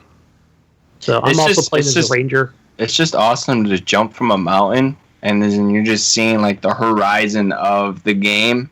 Oh my gosh, it's great. Yeah, or you're flying down like the side of a mountain to the next objective. Yeah. Fighting a few more enemies. Even those like big colossal enemies, the one that the big Titans. You really didn't fight it, but it was like that was like a really good moment as well. And I'm like, wow, really looking forward to playing more of this game. You run into them when you're doing like the free play. You can run into them, and they're freaking hard, man. What is the free play? I saw that mode. Is it just not part of the story kind of thing? Just go and literally what it says, free play. You just go there and you just do whatever. Like there's world events. You can fight Titans. You can find treasure chests. There's one of the main missions of the story missions is in free play. You got to find you have to find these 4 tombs, and then you get open the loot. And so, but yeah, free play is just free play, man. You just go in there and just wreak havoc. Nice. Those are good, man. I like those kind of modes. I'll probably play that first. I don't want to go to A to Z. Yeah, I'm just playing that on the Xbox X and looks gorgeous. And let's see, we talked. But you know what I played mostly today was that Division 2 beta on PC. Saw that on Uplay. And I was like, yeah, I'll just play it here. I already had it on Xbox, but just kind of give it the PC experience. And yeah, it still looks good. I played through the original thing on the beta as it was last time. I noticed it still had the same issue with there's no weapon sounds in the same exact areas as I played on Xbox. But it's like the same. Does the game support Dolby Atmos on PC like it does on consoles? I didn't see an option for it. Of course, I didn't click on the audio. They only had like, I want to say the three options were TV speakers. Yeah, TV speakers, home cinema, or... Yeah, I thought that was odd to see that. Headphones. Yeah, I thought that was odd to see that. Because I know that like on Xbox One, there's certain games that do support Dolby Atmos, such as Assassin's Creed Origins does it. I don't know about Assassin's Creed Odyssey. I don't think it does. Metro supports Dolby Atmos. Tomb Raider supports it. Overwatch supports it on PC, not on consoles, which is fucking weird. There's only certain titles that support it, because it's like a special audio, right? But I think today I was trying to play the demo, beta, whatever the fuck it's called. And then I put Dolby Atmos on my PC. Like, I clicked it or whatever to go to Dolby Atmos. And, like, the audio just stopped for the Division. Like, there was no audio at all. So I'm wondering if it doesn't support that happened to me last night in Anthem. There's no audio at all? Yeah, I just lost audio. So I thought it was just my headset. That's what I'm thinking. It probably doesn't. Yeah, which is crazy. But I will say it's in the same exact area. It's not something I've reported, to Ubisoft or whatever. But I'm like, oh, that's weird. Same fucking place. Different on PC this time. But it kind of takes you out of it because you're like, if you're on single shot rifle, then you're like, oh shit, I got to keep pressing that right trigger. Yeah. Press an enter or space bar, whatever it is, keep going. But I played all the way through that up to the beginning of the show today. I'm like, I can't wait to get back into more Division. The game is good. Yeah. Anyways. You go to that hub where it's the the library. White House? Well, you're at the White House and you travel to different side objectives. Mm-hmm. But you go and you meet that lady who hurt her daughter. And it's like it kind of gives you a little bit of a story there. And you could upgrade that place by helping them, donating some items to them. I'm so torn to get this game on Xbox or PC. Yeah, well, we already know the game was a lot faster. Like when I went to hit loot, it was like get loot, boom. Oh yeah, get loot, boom. And, you just kind of keep running. Even the movements to going up and getting into cover, like pressing the space bar to get into cover, it's just like fucking instant. Like yeah, it's tap. It's like boom, you're there. It's almost like not quite Gears of War slide into it. I don't have a lot of friends on PC that would play this with me. Yeah, Mayo, get this game, man. We're gonna play it. I need friends. But it felt a lot easier this time. Like I was just like killing dudes, like maybe like 4 or 5 bullets, like boom, boom, boom, boom, boom. They were dead. Versus playing on Xbox. I don't know if they just like ease the difficulty down or something, but or I just kind of knew where everybody was. Or maybe you're more fucking accurate with your fucking mouse. Oh, it might be it. Yeah, maybe I was just shitty with the controller, but now I'm MLB, man. MLG right now. MLB. MLB. Major League Baseball. Yeah. No sports ball. Anyways, anything else you played, Gunny? A little bit of a game called, is it Space Engineer? It was like a free to play this weekend. I think on Steam. I think you could still download it. Mm-hmm. But I don't know much about it other than you just spawn in this spaceship and you can like craft things. Okay. Fly spaceships around. Yeah. Played a few minutes of it. I'm gonna play Ship Simulator this week. Oh my gosh. Everspace? Bus Simulator. I'm gonna play all the simulators. Oh my god! I never got into those things. We're gonna drive a truck through America. No farming boys. simulators. Mhm. No. Yeah, City I'm gonna Skylines, drive a yes, truck. but any other simulators, no. I'm gonna drive all the simulators. I want a plane simulator. I want a good plane simulator. Recommend me a good plane simulator. Ooh, people? I do have one. There is one I want to get. It's Plane Mechanic Simulator. What? So you're fixing the planes? Yes, you're fixing the planes. I thought it was pretty I cool don't how wanna you take fucking apart the fix planes. engines. I want to fly the plane, Gunny. I want to fly. Yeah. I No. want Vector Charlie. That's a no for me, but I'll recommend one for you. Clear for takeoff. Yeah, I want to take off and crash the plane. See, and then I'll fix them. I'll be the mechanic. It'd be cool. That was like the same game, but like two different perspectives. Like one person has to fix the planes, everyone's crashing in the fucking game. Oh, yeah, that'd be a good game. That'd be a Like, combine good them game, together. right? Yeah. A massive multiplayer game. An MMO fucking flying game where you are the fucking mechanic. Yeah, fuck yeah. Yeah, I'm making that game now. I'm making that game for the PC Master Race. That's right. Sounds good, but that's all I play, guys. Dude, I saw a really cool video today. It was like this dude. he had like a bunch of prisoners, like real players, in this fucking dungeon. I don't know what game. I think it was Rust, but he was like, "We're gonna play a game." He's like, "Behind one of these doors is the exit for your freedom. The other two, you're gonna die. Choose wisely." And like the people were like, "Okay, I choose number 2." And the guy's like, "Are you sure you choose number 2?" And the guy's like, yeah, I choose number 2. And like the dude tries to break open the door, and the fucking like the turret just destroys him. And he's like, "You chose the wrong door. The right door was number 4." There's like another one where like he was like, "All right, you have to run this obstacle course in 1 minute, and if you don't complete it, well then you're gonna die. But if you make it out, then your freedom is granted." And the guy's like, "Is this even possible?" And the dude's like, "Yes, of course it's possible. Why would I make this not possible?" The dude tries to jump towards the platform and he just fucking dies, dude. It was like a Saw movie, but like in a video game. I was fucking dying. Nice. It's funny looking. I need to find shit like that on PC to play with dumb There's people. that's like role playing cool stuff they could do like on Twitch or YouTube, where I've seen it do. Arma 3 has a mod on there where they do a lot of role playing stuff, like you mentioned. Yeah. But I mean, not like including stuff like where Just you might like possibly random die. fucking things to do. Yeah. Okay. Or Rust does the same thing. I've seen it on Twitch. All right. Mm-hmm. Okay. Anyways, we're done with games. We're done. All right, let's get into some news. It's news time, ladies and gentlemen. But first off, I want to talk to you guys about a little game called Fortnite. Fortnite? Fortnite is that little battle royale game that you may have heard of, made by a little indie dev called Epic Games. Maybe you guys have heard of them? Epic? Maybe. Never heard of her. She cute? Epic Games. Anyways, so pretty much the new thing is that Season 8 has now released.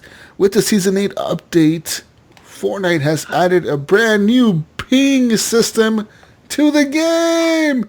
Woo! Ping system. Everyone, you get to ping items for your players to see. So they pretty much the ping system that you have had in Apex is now available in Fortnite. All right. Yep. Copycats. I mean, Also, on top of the ping system, Fortnite has now added the ability to respawn your teammates. Yeah, I saw that. What the hell?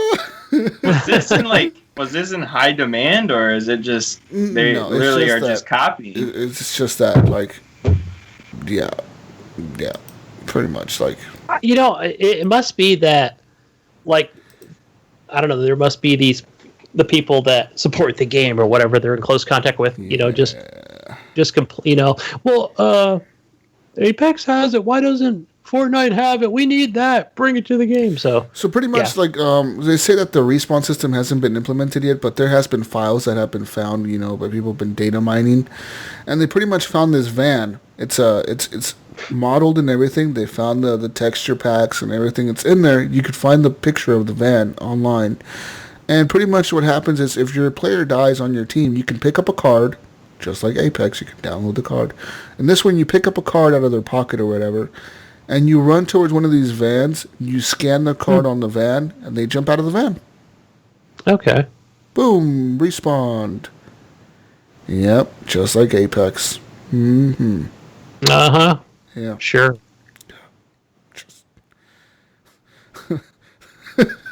That's pretty much it. I mean, and they've also added the ping system, which, of course, lets you ping items. Was that needed? Well, I mean, like... How long has Fortnite been out? Like, you got to keep up with the Joneses here. You got to stay on top somehow, Eric. Yeah, that's what questions, I'm thinking, bro. yeah. Like, the fuck? Why are you asking so many questions? Just asking questions. Why? I mean, they removed the floss and the Carlton. Shit, got to bring the ping system. Yeah. So, yeah, pretty much... Not a copyright. I'm looking here. It says, like, you can just ping things just like in Apex, where you can ping where enemies are at. So, like, if you see an enemy, you can tag them. And also, you can ping a location to drop a location that you're headed to. You can also ping weapons and armor and loot for your teammates. So, like, say, hey, there's a green gun over here. There's a purple gun. There's a gold gun. I already have gold gun, so you can have this gold gun. You could ping that for your teammates as well. Not to mention... Fortnite is also now number 1 on Twitch, once again, with like over 300,000 viewers, compared to Apex, which has about 70,000 viewers to 80,000 viewers. That's it's kind of a huge difference. I think I'm sure Respawn. I'm just going to say Respawn and not EA, but Respawn's probably just looking at a way to, like, all right, the next thing we do, copyright that shit. Well, I mean, how do you copy? I mean, I guess you... I'm just thinking, whatever they do next, that's innovative, or. But pretty much, Fortnite, the thing that people are saying that Fortnite has risen to the top, once again, is because last week or so, or last 2 weeks, actually, if before season 8 came out, I think it's season 8 now, before season 8 came out, if you actually... if you did the challenges, which was like 13 challenges or so, you could get the season 8 for free. So you pretty much got a free, like, season pass, battle What are they, pass. $20, $30? They're usually, I think it's $10 for a battle pass. Yeah. So Yeah, good on them, Sure. Mm-hmm. Yeah. You guys don't sound very excited for this. I thought you guys would be more excited for... Well, I don't play this 8. game, but, yeah. Nah. Fortnite, that is, yeah. Not Fortnite, no. No. They've also added pirate camps, volcano tents, and a bunch of new items to loot and find. And they've added, like, new things to the map, too, to play around in. There's a new pirate challenge. There's a new area... all kinds of shit. Fortnite is just innovating all the time, guys. They don't copy Constantly. no one. They don't copy anyone. Yeah, no. Right. In other news, there's 4 Seattle girls who have now won the top prize in National Video Game Competition, 12 under 12. It says here their game about bullying won first place in the annual Girls Make Games competition. It says here in Seattle, Gracie Clausen, Kyra Munko, Isadora Taif, and Crystal Nelson are all 12-year-old girls who love to laugh, but they also love to create. It says here that the premise of the game is to dodge insults from the bully and maintain your health by eating ice cream. Pretty much, it was a competition to make a video game, and they won. So congratulations to them. That's pretty cool. It's pretty cool that they're 12 years old and they made a game. When I was 12, I could barely ride my bike without falling. And Yeah, they're over here making video games. Man, good on you, girls. Yeah, they're nerds, but they're awesome. Nerds are cool nowadays, guys. Back in my day, being a nerd kind of sucked. You know what I'm saying? You got made fun of. Oh, it's cool. Now it's just cool to be a nerd. It's like, oh, bro, you have an iPad? That's cool. Back in the day, you would get beat up. You know? It says here that a wildly popular video game is now adding anti-vaxxers. That's right. One of my favorite games, Plague Inc., is trying to add anti-vaxxers into the game. So pretty much, so like there's in Plague Inc., if you ever played it, you can get these bonuses, and some bonuses can give you like better ways to spread your virus. For example, one of the bonuses is like your virus is more resistant to filters, so like it spreads through airborne, like as an airborne disease, it spreads faster that way. Another one is like your virus cannot be detected in water, like your water, like even if like people use filters for their water, you can still get them sick because the filter isn't going to do much for them. There's other like things like that where it spreads faster through the desert. It's a heat virus, so like it spreads faster in hotter areas of the map or colder areas of the map where it's more resistant to medicine, etc. Well, the new buff in the game is going to be anti-vaxxers. Yeah, so if there's anti-vaxxers in a certain area, your virus will be able to spread faster in the anti-vaxxer area. Interesting. So I'm trying to see, there's also like a petition on change.org, and I'm not sure if it's like for or against this. Well, it's sort for. of thing. People wanted to add this, so the developer listened. Yeah. Yeah, we're going to do it. Why not? Fuck it. Why not? We don't get sick, right? Plague Inc. is a good game, dude. I mean, if you haven't played it, it's available on Xbox, PC, Windows, Tablet. phones, iPhone, Android. It's available on everything pretty much. It's an amazing game. I remember I bought it when it was like when it first came out back in the day. I bought it on a whim, and then, dude, I've had it. It's like one of the only games I've had installed on my phone since like 2011, 2010. Yeah. It's like literally one of the I know only you've games talked I've about had this installed. before on the Yeah, show. And my totally kids played mentioned it before. I haven't. yeah. What were you saying? Eric? You know, Oh, I that's like the only mobile game I have on Yeah, my it's a phone. good fucking game, huh? Yeah, yeah, it's fun. It's hard to beat too. It's not as easy as people think. No, Fucking It's Madagascar, definitely not. dude. Fucking Madagascar. That place always shuts down and I can't get my virus in there. I love have you bought the zombie mode? There's like a zombie mode where you make zombies. no, I haven't. Yeah, I bought the zombie one. I bought the monkey one where like for when like spreading the monkey disease where the monkeys turn crazy and start killing people. Mm-hmm. I bought that one too. And then I bought the zombie one. The zombie one is really cool because it first starts off like a disease, like a normal disease where you get people sick, right? And then people start dying. And then you activate the zombies. So like depending on how many people you have dead, then you can turn on the zombie mode. And it's like changes the game completely because then like certain governments will try to like create like anti-zombie like research or whatever, or like defense teams or whatever, like military or whatever. Like they create like the special army that fights the zombies. But you can make like, you could screw them over and fuck them up and just kill the whole world with zombies. It's so fucking cool. It's cool Nice. shit. Cool shit. Anyways, in other news,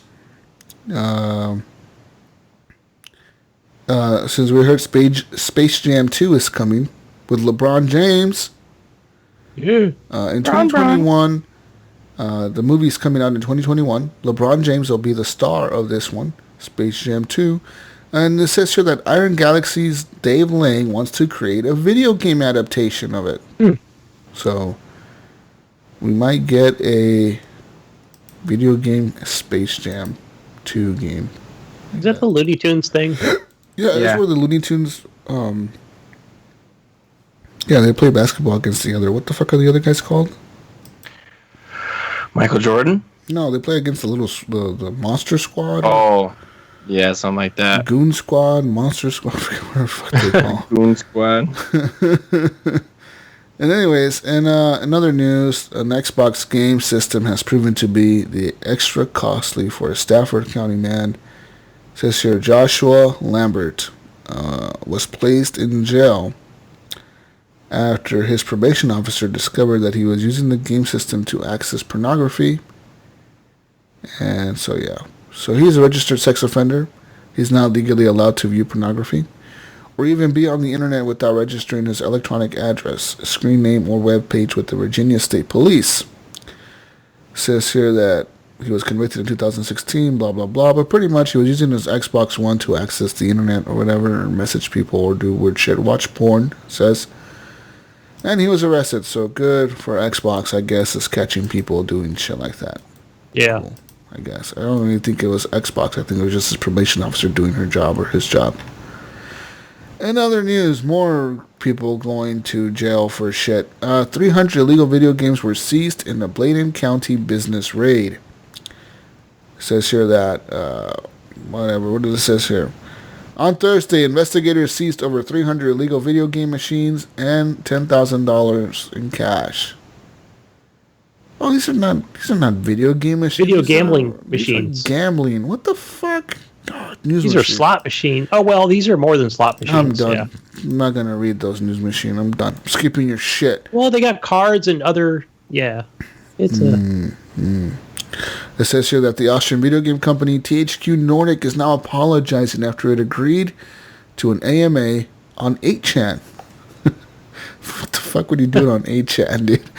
You know what I mean? Like, you have Facebook, you have Twitter, you have YouTube, you have Twitch, you have Mixer, you got all these other avenues to do a fucking AMA. You have your own fucking forums probably on your website. Yet, they decided to do it on 8chan. When's the last time you guys have been on 8chan? Have you guys ever been on 8chan? I had never heard of it until the story broke. So let me tell you a little bit about 8chan, boys. It's pretty much the dark web of like forums. You go there and find any kind of crazy thing you pretty much are looking for. Like real crazy shit. It's pretty much Reddit, but like think of like Reddit as like the nice place. And like 8chan is like Compton. And Reddit is like a nicer part of town. You know what I mean? It's like fucking real fucking weird in that place, dude. That's some shady shit right there. Some real shady shit. But anyways, this it says here that 8chan was delisted back in 2015 by Google after it was accused of hosting child pornography.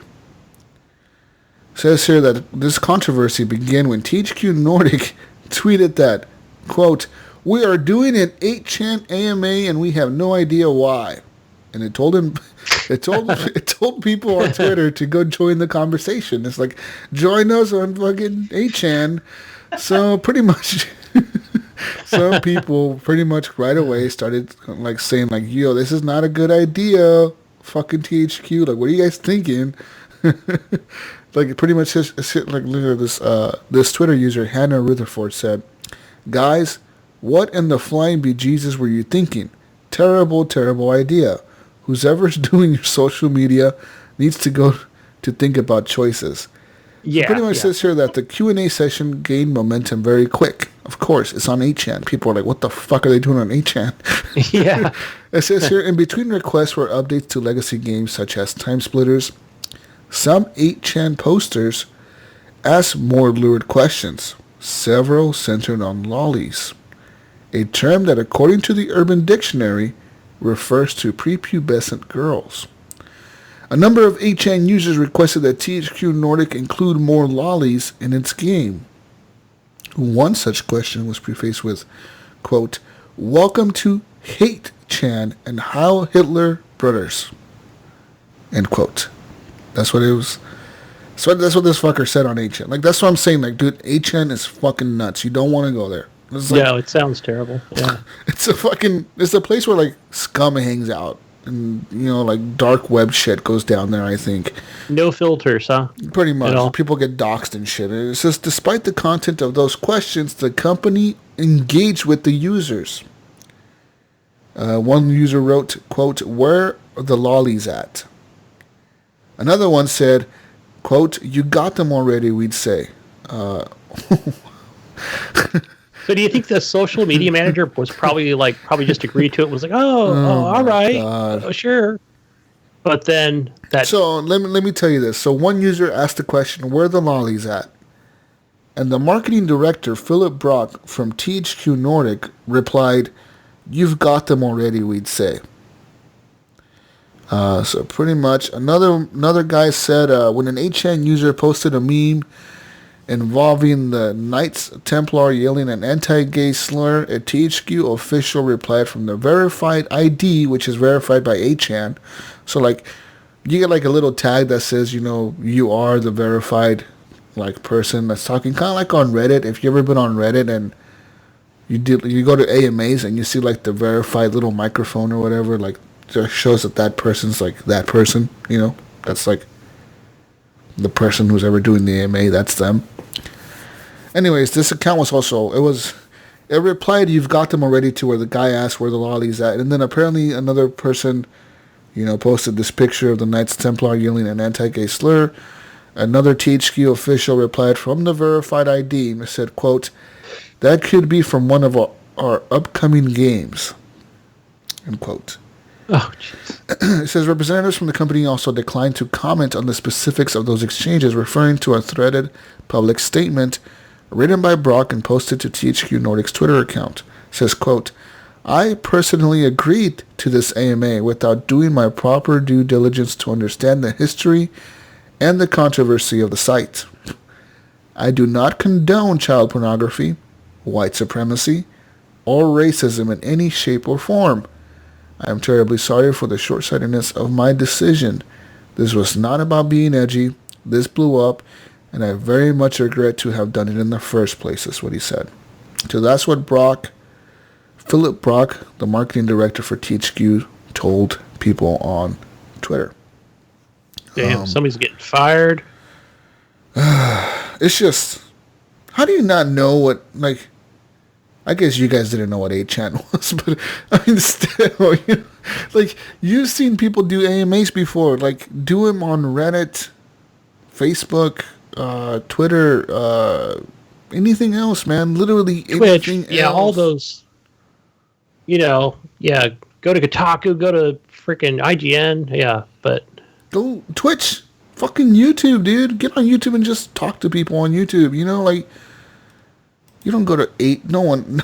Well, that would be right. I know what you're saying. Like, wouldn't that be my first thing? Like, okay, let me see what's Like, an 8chan. Like, okay, you're telling me that no one in that studio.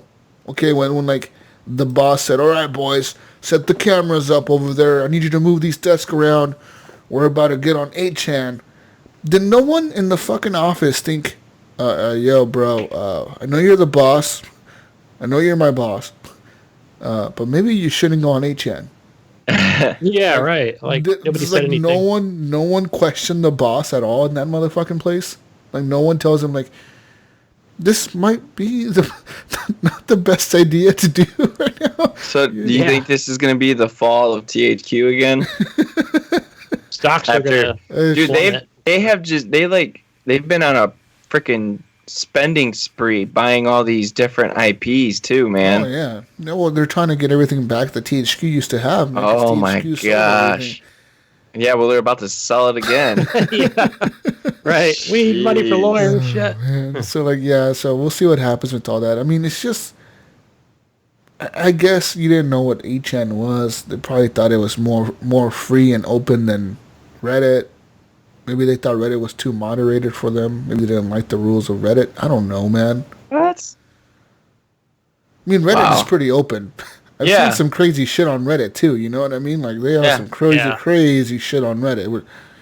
Weird stuff. You go on Reddit. But, I mean, like, 8chan is, like, even worse than Reddit. Yeah, anywhere would have been just fine. Freaking Google Hangouts or something, Google guys. Hangouts, come on. If that even exists still, yeah. Google Hangouts? Oh, it does. Anyways, I'm drinking a nice Blue Moon for all the listeners out there. Not a sponsor. Not a sponsor, no. But if they want to be a sponsor, they're more than welcome to sponsor me. We will listen to negotiations. Yes, I got my Red Bull. Open. Also not a sponsor. Also not a sponsor. Darn it. It says here, guys and girls, that a new adaptation of Dune is coming to the movie theaters in 2020, and it'll also be getting some video games to go with it. So pretty much the makers of Conan Exiles and Age of Conan and the Secret World MMOs yesterday announced their partnership with Legendary Entertainment, the production company behind 2020's Dune and Herbert Properties, to make the video games. Yes, video games. They're not making one, they're making multiple, they said. Okay. Dune was a great movie. Dune. Not Doom. Dune. I know. Dune was a movie. What is Dune? I never watched Dune. Go see it. I think it was made like, I don't know, probably back when I was like a kid or So like teenager. 1940s? Yeah. Nah, I think it was like the 80s. Just giving you shit. I know they had this spice that would make your eyes glow. Whoa, really? It's like a drug, man. Whoa. No, I forgot what it was used for, but they were like on Mars and shit. It was pretty cool. Oh, okay. You think it'll be a cool video game? I think so. Would If they put enough money into it. Okay. Yeah, I think it'll be good. All right. It's in that Blade Runner kind of, setting. Oh, really? So it's like a city in Mars, or like? Yeah, like that. Yeah. Oh well, not quite as like elaborate like Blade Runner was, but it seemed to be a lot of landscape in that movie, the original movie. Okay. So, but still, I think it'll make a good video game. All right. Well. There's another video game coming. If you didn't know, lots of video games are being made. But Avengers is making a video game. That's right. About Crystal time. Dynamics has a new job posting that may suggest an Avengers project to be a PlayStation 5 and Xbox Scarlet video game. It says here, this is what the posting says. It says the lead producer will have demonstrable experience working with external partners to build next-gen console and PC games.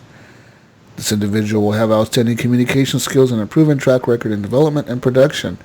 The successful candidate will work directly with studio leadership and hold accountability for staying in budget while delivering premium quality on their project milestones.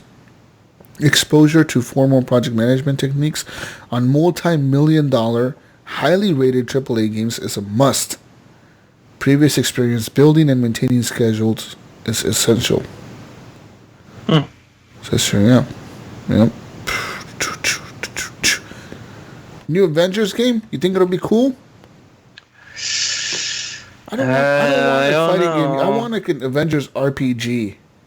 Like, what was that one? Ultimate Alliance? No, that ain't an RPG. Is that an RPG? I want an RPG. Yeah, I mean, that could work. I mean, shoot, Dragon Ball Z is making a role-playing game. I don't know how the frick that's gonna work. Yeah, I don't know. Anyways, in other news, have you ever wanted to be a shark, Eric? Always, every day. You ever dream about being a shark? Dude, literally had a dream last night. Well, let me tell you about Tripwire Interactive's new game called Man-Eater. Man-Eater is releasing in 2019, so this year. And you're pretty much are going to be playing as a shark that eats things. Shark bait. Ooh, ah. I mean, that's all I have for you. Shark. I don't know why the news machine. Why is that in there? I have no idea. Slow news week, man. He really wanted me to read that because he left that in there for me. I don't know why. Let's look here for some more news here. I'm going down to the bottom here of the list.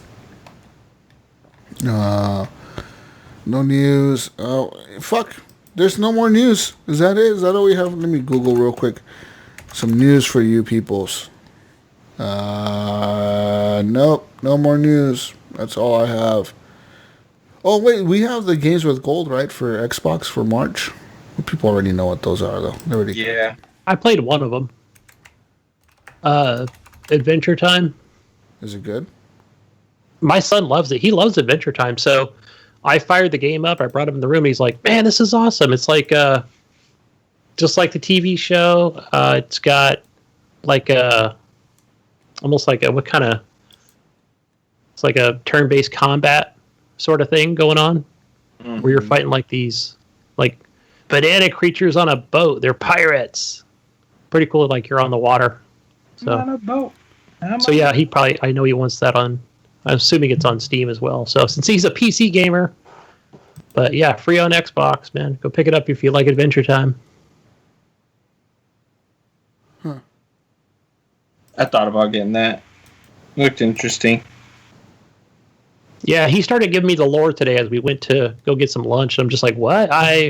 What's going on? Like, I don't know nothing. But So yeah. let's hear that on that the other day, February 28th, so just 6 days after release, Anthem dropped in price on Amazon for PlayStation 4. From $60 to $50. Yeah, I heard about that. I mean, what does that mean for the game, guys?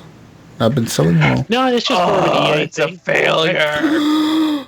How dare you? I saw like a Boogie 2988. Oh, it's gonna fail. It's ruining the game industry. And well, It's not ruining the game. okay, those are just headlines that they put on your channel or whatever. But like, I don't know. I think it's a good game. It's EA, so you got to give it shit, Yeah. Yeah. That's the cool thing to do right now. That's it. No matter what game it is, it could be a Crackdown, it could be Metro, it could be Anthem, sure. Still no word on Apex's Battle Pass. If I was Apex, if I was the people... Why are they waiting? Why do you think they're waiting? They just don't want to introduce it like right away. I think they don't know how to do it. They don't know how to charge for it. Or what to charge for it. Yeah, look at Red Dead Redemption 2 online. It's still in beta. Yeah. That's So I'm sure there's a whole thing behind like, okay, let's not like introduce everything all at once. And well, I think that, for example, Apex, if I was them, if I ran Respawn, if I was Vince and Sampella or whatever, I would release the first Battle Pass for free. that's a good idea. To get everyone to just jump on board and be like, this is what you're going to get with every Battle Pass. Maybe introduce it with Access Premier and possibly even EA Access. If you're EA Access Xbox. and Access Premier on PC, you get a free Battle Pass. On PS4, you're screwed. Who cares? You better go buy a PC or an Xbox. Yeah. But I mean, think about how many players would jump back to not Fortnite, but to Apex, dude. You know what I mean? It'd be a back and forth thing all the way through, so you got to keep bettering the other. You have to keep sweetening the pot for people to jump back to your game, dude. Yeah. Right. I mean, that's the only thing you have to do. Like, it's competition, man. You got to do something better than the other team. For example, Realm Royale right now has double XP double XP on the Battle Pass for their game. They're trying to keep players playing their Realm Royale or whatever, which I have played a little bit of. It's not a bad game, but it's not nearly as good as Apex is. Even close. Sorry, Alan and Snyder. It sucks. Your game sucks. They say it's Game of the Year, right? No, it's not. It's not even close to Game of the Year. It's not even like a question in my mind. It's not even Not a even doubt. a contender. Yeah, it's not I even haven't on the played top yet. 10 list for me. Not It's even. not even on my existence list. Ooh, damn. Shots fired. How do you like them apples? But pretty much, also at the beginning of this month, for the news real quick, last thing I have for the piece of news is PS Plus members, you're no longer receiving PlayStation 3 or Vita games, just a heads up. If you were subscribed to PS Plus for some reason, only for PlayStation 3 and Vita games, well, you don't get any anymore. So Yeah, somebody had posted a question in HGP, I think, regarding that. oh yeah, Dawn, she posted a question asking if, so say she owns a game on PS Plus for the PS3. Since PS3 will no longer be receiving PS Plus games, do the games stay in her library? Can she download them anytime still if she continues to be a member? They should be, yeah. Or does she lose access to those games? I think they should still be available to her, right? They should be just like Xbox 360. They're gonna just stay there. Still in the shows library. that purchase history and of owned content. She has the what is it? The IP address of it.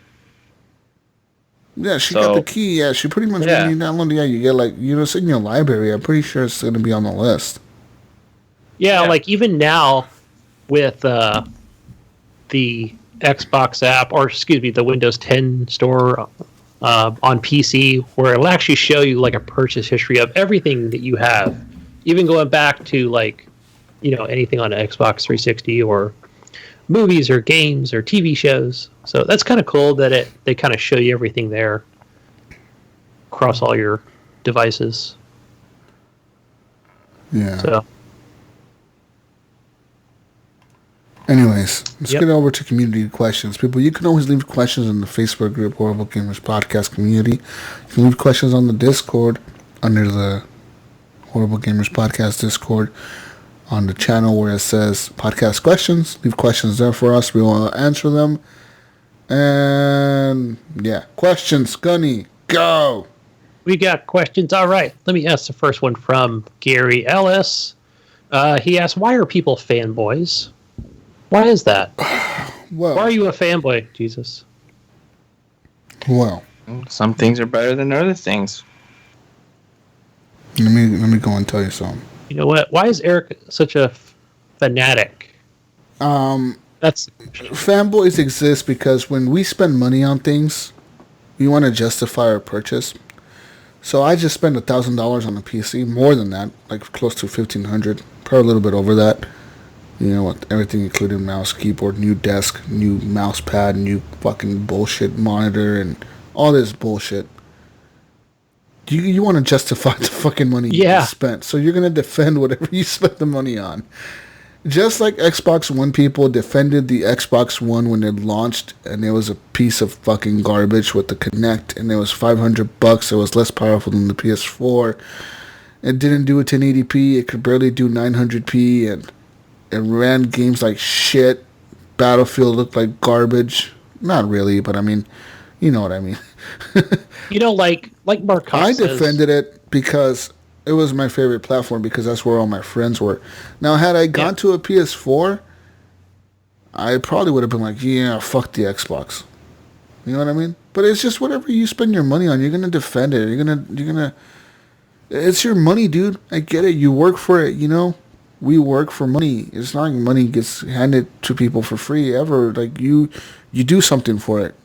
Whatever you do for it, whether it's you sit at a desk or you work in a machine shop, it is what it is. And you work for your money and you spend your money. And when you spend it, you're like, you want to feel good about spending it. I've never once in my life spent money and thought, I feel bad for spending that money. I shouldn't defend that. Or if you do, then you're just not gonna talk about it. You know? And you don't really mention it. Did you buy that thing? Oh, did I? Imagine all those shitty games I've paid $60 for that I'd never talk about again. Just because I'm like, fuck, I don't want to talk about that. I'm like, fuck, I just wasted $60. Yeah, then you won't sound like a fanboy, right? So, right? You know what I mean? Let's be honest here. But I mean, that's the reason really fanboys exist. I mean, honestly, in little kids, like, okay, now you're saying like, well, little kids, their parents don't buy them fucking, their parents buy them the consoles. They don't pay for it. That's true, but they're kids. And kids like to have cliques, you know? If you're not cool with your clique, then, it's, kind of lame. You want to be part of a group. You want to be part of something. Affiliating yourself with the console, like being a Nintendo kid over a Sega kid because there's more Nintendo kids in your school. That's the way to do it, you know? Yeah, I think Mark Cox said it best when it's like, when he's formerly still part of the Xbox Life podcast, but he said he wants to be loyal to the brand, and I thought, oh, that's right, because I remember being back when we were going from the Xbox 360 to the Xbox One, and there was all that talk about always online and things like that, and I really just considered at that point like, is it time for me to go to PlayStation and be a PlayStation fanboy? I was considering buying a gaming PC back then. I was thinking, should I just buy a PC and skip PS4 and Xbox? Yeah, and I had even like And I thought, no, I'm part of this group. I'm a fanboy. I'm loyal to the brand. I'm going to go with this Xbox One, and it wasn't like this. Like, I'm so glad I made that purchase because it took me a while. I actually stayed with the Xbox 360 for a while. I was like, no, I'm going to stay over here. I bought Destiny and Battlefield, and I did the deals where, hey, I can go and upgrade those, and they give me another copy at GameStop to put that on my Xbox One. I mean, don't get me wrong. I stayed with that brand. I bought the Xbox One at launch. I actually pre-ordered 2 of them, one for my brother, one for me, and they both came same day. We were so super hyped. I remember everyone was posting pictures of theirs on this Xbox Live podcast forums and shit, and I had pictures of mine and my brother's there, and we were all hyped. And I'm not gonna lie, jumping from 360 to Xbox One was a big jump because, for example, Battlefield 3 at the time, or Battlefield 4 when it came out, it had 60-something players on Xbox on each team, right? Like 60-something players on each team, so 120 players on the map, compared to 64, 360, which had like 20 players or 24 players or something. That's it. It's a huge difference, you know what I mean? When you have 120 compared to 24. 12 versus 12 when there's 64 versus 64 in this other game over here, That's a huge difference, and it was amazing. I loved that whole thing, dude. I loved Rise Son of Rome. That game was incredible to me. I honestly love that fucking game. That game is good, I think. I don't know about you guys. I liked it. Yeah, I didn't care for it. I tried it a couple times. I mean, it looks great. Looks amazing. It was probably like the flagship for the fucking game, dude. Xbox One. But yeah, I didn't get a sequel into to that game. Yeah, I hope they do. Eric, why do you think there's fanboys? Explain. Go. I mean, you basically just hit the nail on the head, man. People invest their money in this product, and like they want to support it and they want to defend it, and you're going to defend anything that you like, and you're going to argue for it. So I think that, you said it. All right. Yeah. Yep. Yeah. Yeah. Next question. Next question. John Jerome. He asks, should developers stop these long open betas and early access and follow Apex Legends example? Interesting. Yeah, just kind of stay dark until the last minute. Kind of. I mean, streamers had access to it. Certain people had access to the game before it released. A lot of streamers knew about it. Right? Yeah. We're working on a game. We're in a secret game, but I mean, I don't know if they should or not. A lot of these betas and early access builds up hype. Yeah. And a lot of exposure, for EA. Oh yeah, totally. Anthem, Look at The Division. Right now, everyone's playing The Division. People are getting hyped for it. You're building up that hype. You kind of need that. If they can do a beta correctly, and not do what Anthem did and bring out a beta when that clearly was, they're like, oh, try this demo. And you're like, it's like broken. This game, this demo is broken. Like this general equals like how the fuck is this a demo? Finished product, right? Yeah. So beta does equal unfinished product, and demo to me seems like this is the end game. This is what we have. Yeah. I think it was Battlefield. Oh, was it Battlefield 3, Jesus? That when it. I want to say it launched on, on console, because that's what we had at the time was the 360, was, hey, there's a free beta. Boom. It just landed, right? And it was basically like, it was just like a... It was garbage. It was I don't know if it had launched or if it was like basically it was supposed to be a beta, but then they just kind of came out with a demo. It was all confusing as hell. The game had a beta a week before the game released, which was like, how are you releasing a beta a week before the game is out? How is this going to fix anything? Well, looking back in retrospect, it was all about just kind of get, we want to get it out there now, let everybody know it's going to be available on this day, So get the hype going. Give you a little piece of hype is real, man. You need the hype. Developers need the hype. Oh, yeah. But that was cool though with Apex. That was cool that that worked out. What frustrates me. Sorry, I've been drinking. What frustrates me is that these people that get really mad at certain games for what they do, for being quote unquote failures in some certain way. I talk a lot of shit on the show. I talk shit about all kinds of games, and I say it like fuck Anthem is a failure. This is a failure. Blah blah blah is a failure. But at the end of the day, man, like I have no animosity and no hate towards certain developers. Honestly, at the end of the day, people that work at Activision. The guy that's coding Call of Duty, he's just trying to make a living to feed his fucking kids and family, man. You know? The girl who's working on fucking Anthem at BioWare for the last 4 years or whatever, trying to make fucking Anthem and gets the game shit on. Like, oh, this thing is bad and she was the one working on it. I mean, that must fucking hurt for them. You know what I mean? Think about it, man. All the time you've put into a game, literally, that would hurt. This is the one thing you've been building for the last 4 years, and people just shit on it. Like, how fucking shitty that would feel. Just think about it, Gunny. Think about it, Gunny. Like, if you went to work like next week, and you did all the deliveries in your week, right? And come Friday, your boss looks at you and he's like, "This is utter shit, Gunny. Oh, what the fuck did you do?" Man, I would feel like a piece of garbage. Yeah, like, you know what I mean? but you do make me wonder about the developers of, the Crackdown multiplayer. Like, they're probably thinking like, man, all that work we did, for what? No one's playing this shit. You know what I mean? Why did I stay up all night that one night trying to get this stupid cloud shit to work? You know? Yeah.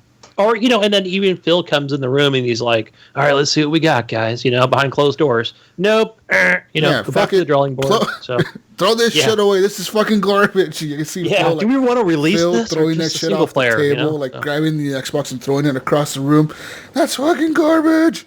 But I'm sure somebody out there loves it. I'm sure there's...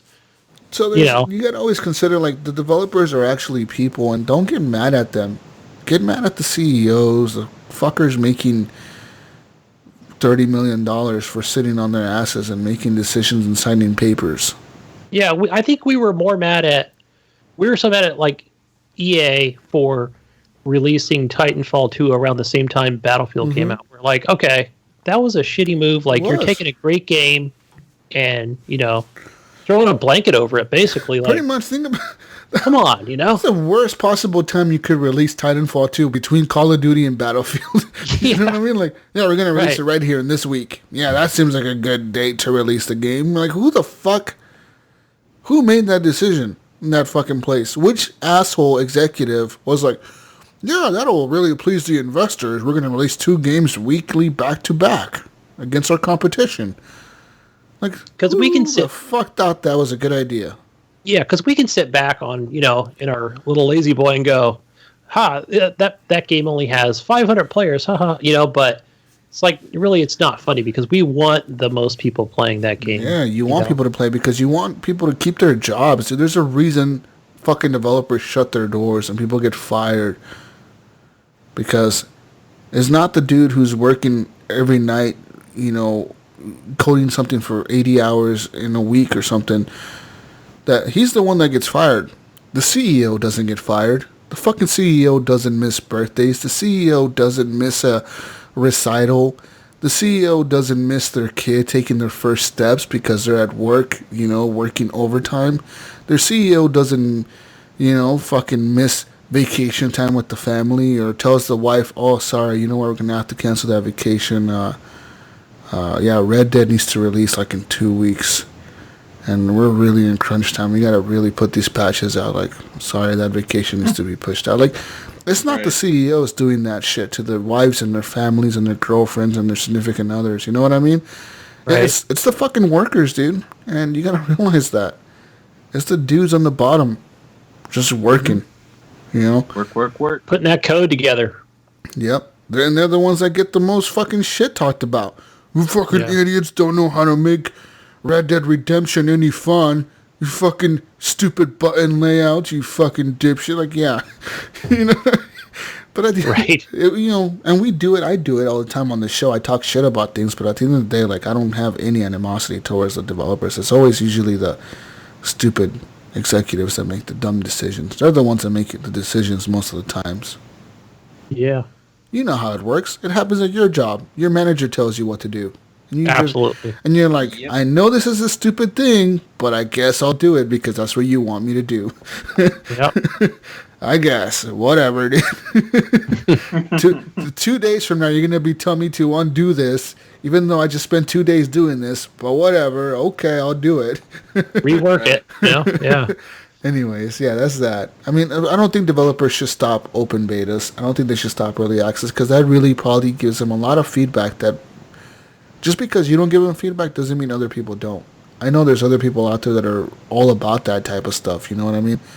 They legitly email the developers like, yo, like 5 minutes into this game, if you do this, this is going to happen. And that creates a bug that does this. You know, and they like take notes and they send that shit to the developers, and the developers are like, "Oh, damn, okay, we'll fix that." You know? Yeah. I'm sure there's plenty of focus groups out there. You know. Yep. Anyways, next question. Next one, Brian Tilt Jr. He asked if you had a chance to talk to one person in any time about anything and get the honest, truth answers. What would it be? In any time. So you can go back in time if you wanted to. Wow. About anything? Yeah. And get honest answers every time. All right. I know it's going to sound controversial, but I have to do it.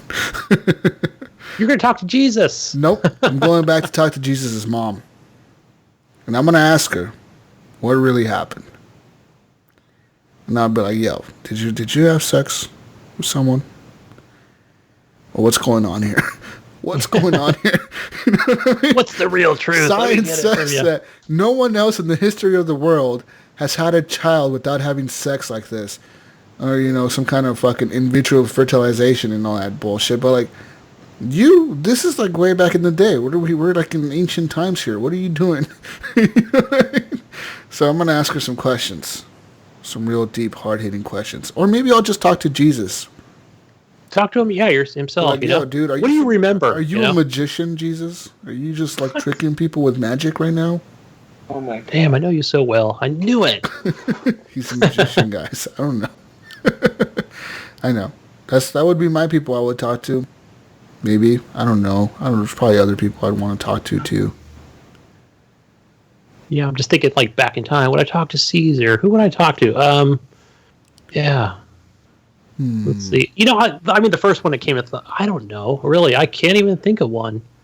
Who would I talk to? There are no mysteries out there. So many people that talk to out there. But in all honesty, like, I would want to talk to my mother. She passed away, I want to say, almost 13 years ago now. It's been 12 years now, and almost 13. It'll be 13 years this year in October that she passed away. And I would go back and I would just, if I could sit down with her and talk to her, like, not even kidding, for like an hour, I would just want her to tell me stories of, you know, just shit that I could tell my kid, you know what I mean, about her? Yeah. Just goofy shit she did as a kid, dumb stories, jokes, etc. That's the only thing I would wish about. Like, I could go back and do that. Or even with my dad, you know, like, if I could go back and talk to him, I would tell him that I forgive him for all the dumb shit he did, and all the animosity I had between me and him, that it's all gone, you know, that I forgive him for everything. Because he never heard that directly from me. You know, not even to the day he died, he didn't hear that from me. He kind of died knowing that his kids weren't around, and that must have been hard for him. I couldn't imagine that. You know, and even though he was not a really good person, I'm not going to lie, he was a very bad alcoholic and did a lot of bad things, you know, beat my mom and all that stuff, and bad person. But at the same time, it's like, you know what, man, who am I to judge you, dude? Like, you're probably, you know, you died with that burden, you know what I mean? Right. So I would talk to him and just just talk to them, whatever. Get the honest truth out of my parents, the honest truth. I don't know what I would want out of them. Yeah. I would just want whatever out of them.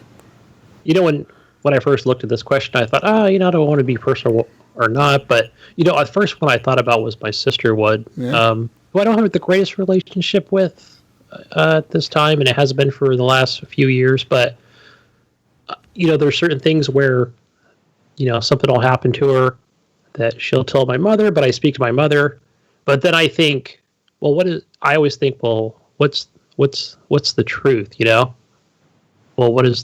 what really happened, And I think I do want to ask her that, I'd want an honest answer, It's the first thing I was thinking, what really happened to you? What really was said and things like that. So I would go back in time and do that. So. Yeah, and I don't mean to bring the show down and all sad. Yeah. Oh man, I'm gonna cry. Like, no, people don't don't feel bad. I don't. It's one thing that that's the one thing I don't like about telling people that my parents passed away is that the first thing they do is feel sad for me, which I get it. Not of course you're gonna feel bad. I feel bad about it, but you don't have to necessarily feel sad. Just know that I'm living. I'm doing good. I'm doing this podcast. Hey, fucking Jesus. Positive spirits.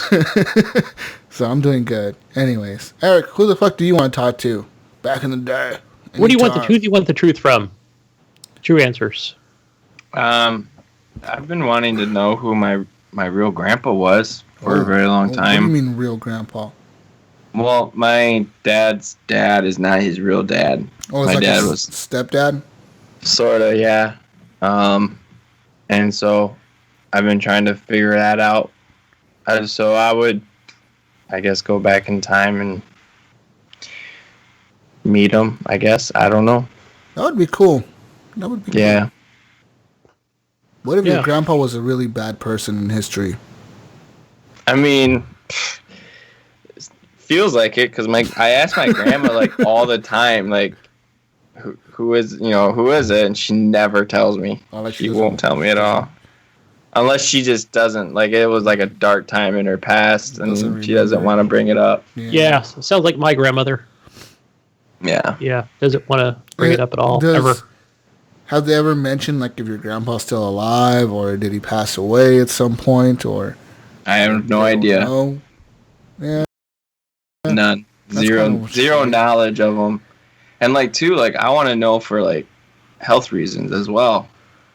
Oh yeah. This dude could have some kind of cancer. And, you could have it, or you could have a risk at it.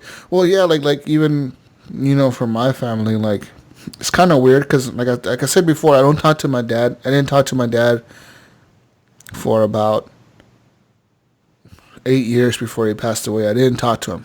Not once. I think he wrote me a letter one time, and I never spoke to him directly face to face. Since I left Vegas, actually, I never spoke to him.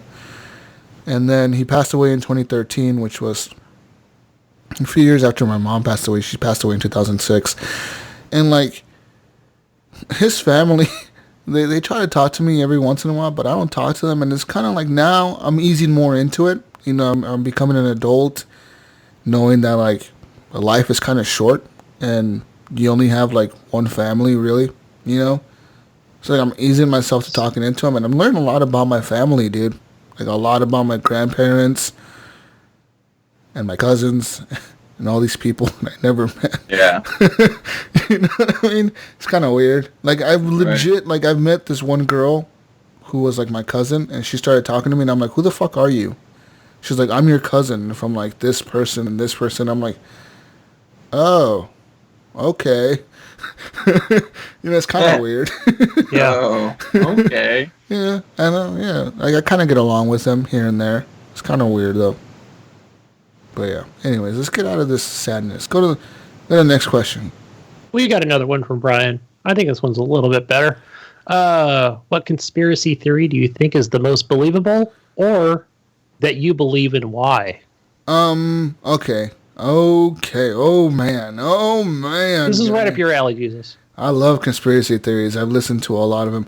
So I legit, I do believe that the Queen had Princess Diana killed.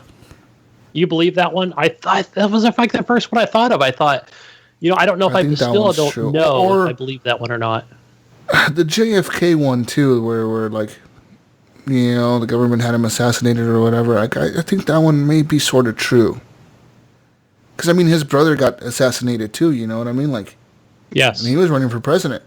So like, A lot of dead Kennedys. a lot of, a lot of tight connections there, between those two, and like, all the people who were doing the investigations, they kind of went missing, and this and that happened, and it seems kind of like awkward to me, that JFK got shot, and just how the whole situation went down, like which hospital they drove him to, why they drove him to a hospital that's further away than the closer one, and it's just kind of weird.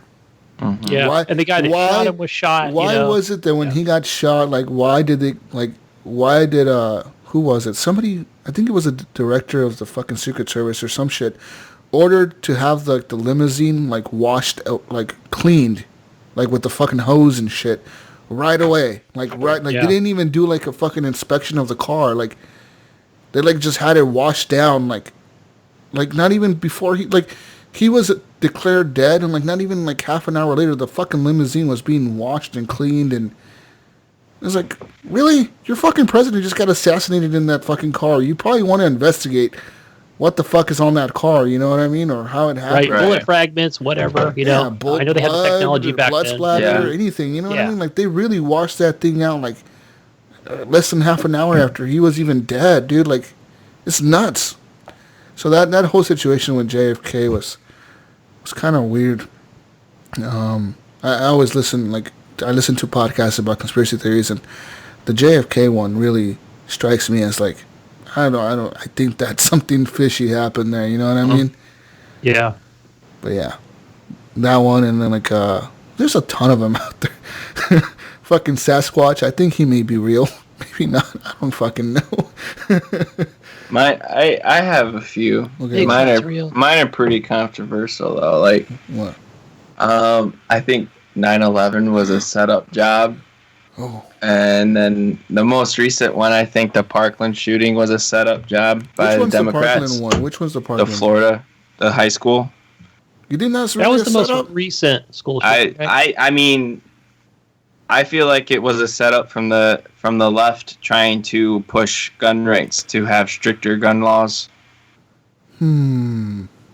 That's just me, though. I mean, this is how I feel. I've said that. Okay, but listen. But why would the left want to have stricter gun laws? Because they don't want guns. They don't want people to carry any sort of weapon. And then and the reason for that is like people can't defend themselves against the government. Exactly. Or what? Exactly. Okay, I mean, like with whole Bernie Sanders' campaign, his thing is socialism. Okay, so socialism is the government takes care of you. And okay, you look at every country. Look at every country that has done socialism. Okay. The big one, Venezuela. Yeah. It is being destroyed within itself because of socialism. And I know this is gonna piss off a lot of people that listen to the show, but it's just I do think that, I mean, it could been, I don't think the right would plan this whole thing of someone loading someone up with weapons, then having them go shoot up a school, because the right, they're for gun rights. The left is not for gun rights, and they've been trying for a very long time to get stricter gun laws to the point to where they want either the army to come knock on your door and say, "Give me your guns." I've gotten called like some pretty bad names for posting that on Facebook. I guess for me, it's not really a conspiracy theory, but the one that I think that there is something going on with it. And correct me if I'm wrong here, but remember that Oklahoma City bombing, guys? Yeah. I forgot what year that was, but I think it was a cover-up.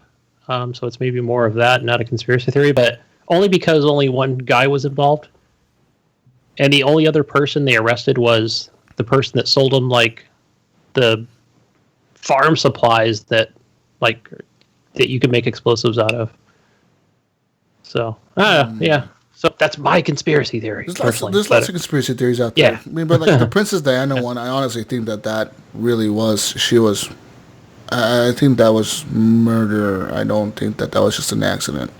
Yeah, there were a lot of TV shows at the time that were not just like bogus that tried to, It just seems like a lot of these. The good thing about a conspiracy theory is that like there's a lot of questions to say what if, like what if, right? Why did this happen? Like why did they do this instead of this? You know, and it goes to all of them. Like 9/11 has a lot of what ifs. You know, like or whys. Why did this guy do this, or why did they do that? Why wasn't he done like this? Why wasn't he flagged because of this?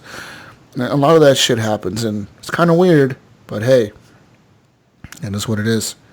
So it makes a good conspiracy theory. I mean, Alex Jones thinks that, like, water turns frogs gay, and like, the government... He was on Joe Rogan the other day. Yeah, I saw the yelling. I'm very tempted to see that. That guy thinks that, like, Facebook is after him, and Twitter is after him, and all kinds of shit. He's a weird dude. I actually, when I did post that... Parkland shooting thing on Facebook, and someone called me Alex Jones. Yeah, what I'm saying is, Alex Jones is a funny dude to me. He's just like a comedian almost. Where sometimes I actually listen to a podcast. He's way out there. I listen to a podcast that makes fun of him. They legit go through every podcast he does, and they just make fun of his podcast because of the shit he says. And you know, like if you listen to Alex Jones, just don't buy his stuff, please. Don't buy those pills that reduce the fucking radiation in the water. It's all lies, and it's all unhealthy for you. Like, yeah, it really is. Don't buy into that shit. You could buy the guns, buy the fucking body armor, the bunker, and all that shit. Buy that if you want to. It's cool. Whatever. Waste your money. Just don't buy like the anti-radiation pills and shit like that. I didn't know he sold stuff. Oh, he does. He sells like Alex Jones supplements of food and pills and vitamins. Get your doomsday pretty much. supplements. This one pill is going to give you all the vitamins you need in 30 days or some shit. Like, this is fucking nuts. So he's part of that. Or your money back. Yeah, no. What was the name of that movie? Soil something? Yeah. He doesn't give you your money back, but yeah, he'll take your money for stupid pills that he sells that are unhealthy. And they've been proven to be unhealthy by doctors. Like doctors. Soylent Green, I think, was the name of that movie. Yeah. Yeah. Anyways, those are some conspiracy theories we believe. Brian, which ones do you believe? Let us know in the comments. Yeah. I know he's probably totally a conspiracy theory type dude. Brian, I could see him going that way. Yeah. Like, why does Canada not export maple syrup? Real Canadian syrup. Yeah. You guys give us that fake stuff. Why not just give us the real stuff? Brink's got a question. It's a math question. Okay, let's do the math. Get your pen and paper out, calculator. Says two trains leave the station at the same time, but are headed in opposite directions. One train leaves at 70 miles per hour, and the other train travels at 80 miles per hour. How much time passes until the trains are 600 miles apart? 8 hours. Yeah, let's see. 80 miles an hour at 70. Let's see. I'm trying to do this in my head here. 600 miles. Yeah, I'm going to go 5 hours. Just off the top of my head. Okay. The train's traveling 70 miles per hour, right? It needs to reach at least 300 miles itself to be halfway. All right? So divide 300 by 70. That's 4.2 hours. A little bit over 4.2. Oh, shit. Yeah. All right, that's 4.2. That's at 300. It'll be at 300 miles in the one direction. The other train is going 80 miles an hour. To travel 300 miles, it would take it 3.75 hours. So maybe 4 hours? I don't fucking know. I was close if that's correct. But remember, I play City Skylines, and so does they're Jesus going Freak. apart. They don't have to travel 600 miles. They have to travel 300 each, right? To get to right. Distance. See, that was my logic. I don't fucking know, Brink. Why are you asking these algebra questions? Why are you asking your kids math questions on the show? Yeah, don't do that. We don't know. We know video games. I know algebra, bro. What the fuck? Fucking math problems. You know the aspect ratio for a first-person shooter. Anyway, Sean Iams Fuller. He wants to know, who is Mike Jones? Mike Jones is a Texas-based rapper out of the Houston area. Yeah. He made a few songs. His major hit single was "Who Is Mike Jones?" That was the song.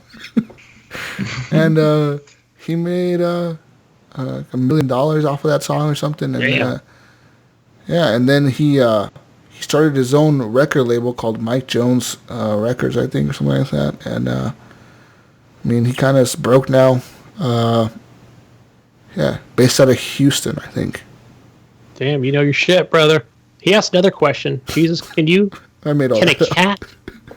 a cat tell when you're high? Totally. Cats have like this sixth sense, right? Like humans, we have 5 senses. Cats have one more. Fun fact: cats can see the inside of your body. No shit. Yep. They can see my soul. They got like X-ray vision. Wow. So they can see your heart when it's beating really fast. Conspiracy theory. The cat can look into your heart and see if you're a bad person.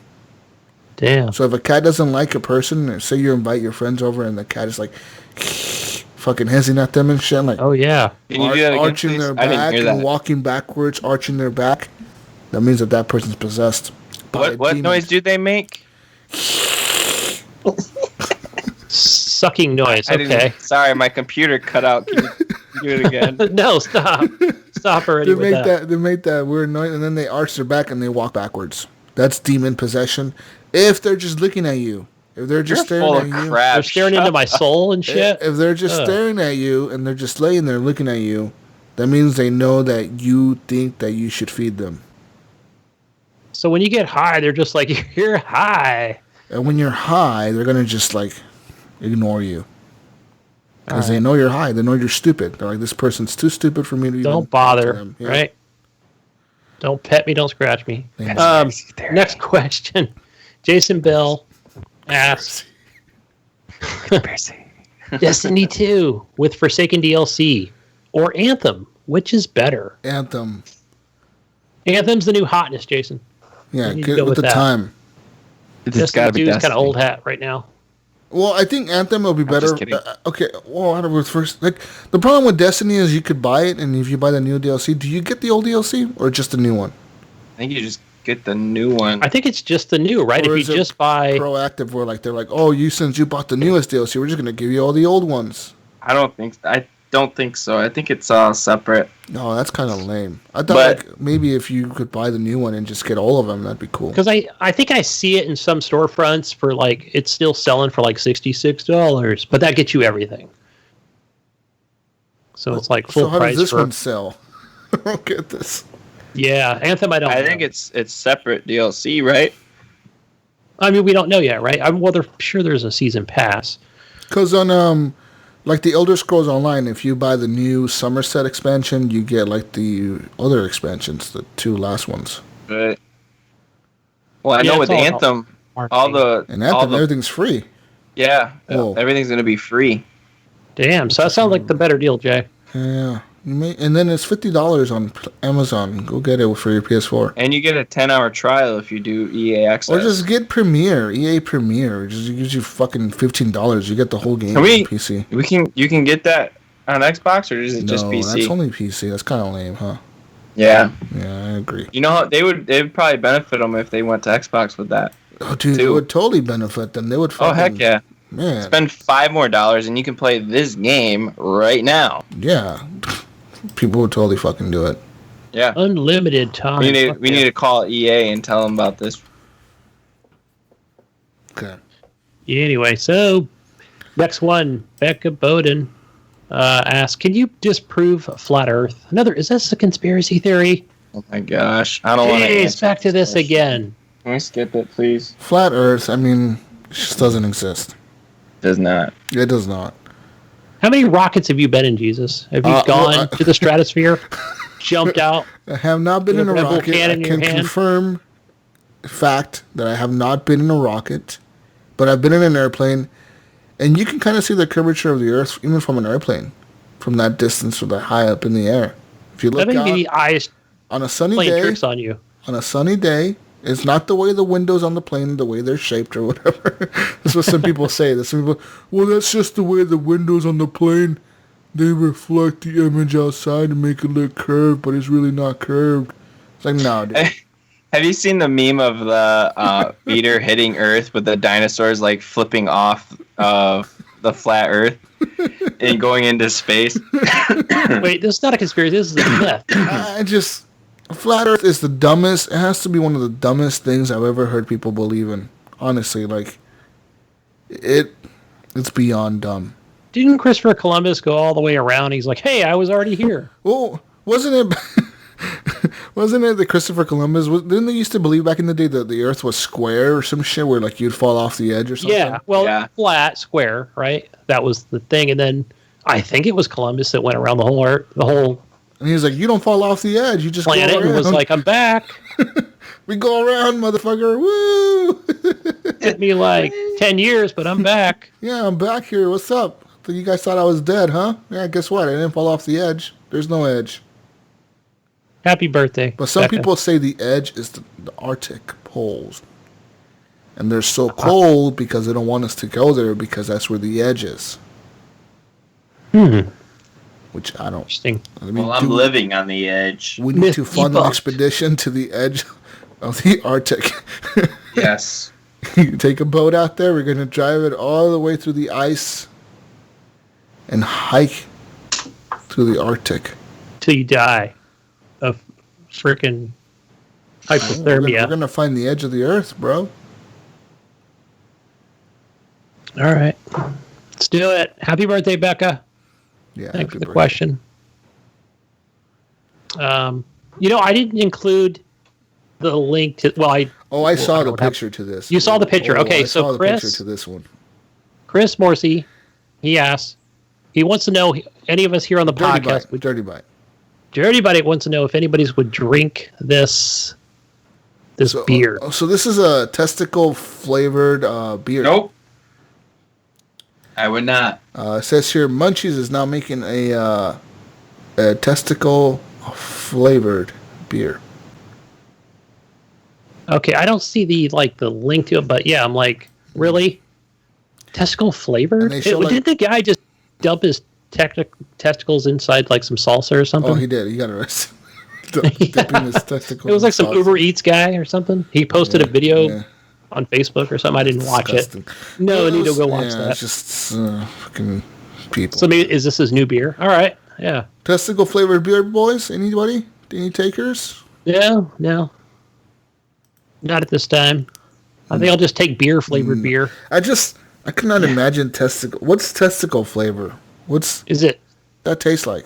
I'm not even going to say it. No, I'm not even going there. Oh man. You, Eric? No? Okay. Yeah, he's quiet. I already said no. Oh, okay. I thought you were saying yes. Anyway, No. I'm kidding. All right. Moving on, man. Jonathan Hall. What game would you like to see Apex Legends ping system apply to? Anthem. Also, is ping system so revolutionary and helpful that it should ignore copyrights and apply to all games moving forward for the greater good of mankind? I would say like the Apex Legends ping system. It would be cool if they applied it to Halo. Like, yeah. Imagine running through Halo and you see like a sniper rifle, you're like, boom, ping that shit, or ping. I mean, really, any multiplayer like game. Was it? I'm trying to think of what it was. It was the Tom Clancy Ghost Recon Advanced Wars, was it? I'm sure somebody will correct me on the actual name, but it was more about ping the enemy, right? Like, remember you could label them 1, 2, 3. Yeah. Ghost Recon. Well, Battlefield has had like the targeting system like that for a while, where you can tag. It's less ping than more. But I know this ping system, what what it also adds is like which direction you're gonna run to, which I think would be cool for like a Rainbow Six Siege game. To like, if you don't have a mic, you can just be like, "Hey guys, let's breach this." Well, you can kind of do that now already. You can say breach this wall, but I mean like, make it where like it's just like the RB button. That would be cool to have it in Siege. Yeah. So maybe just more, definitely multiplayer and battle royale. Like put it in PUBG. I don't know. PUBG actually had it. They did? I don't remember that. Yes. PUBG had it in a test server on the PC, and apparently the PC people didn't like it. They thought it was too casual. So PUBG took it out. Yeah, but PUBG actually had like a ping system where you can tag like weapons and enemies and shit, and you can tell people where to head, like where to run to.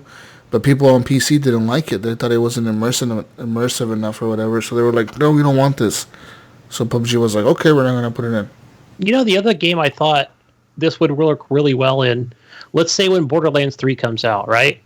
It's very much a PvE game, but you know how you can drop multiple weapons at any given time? You know, just kind of throw out 20 guns, you know?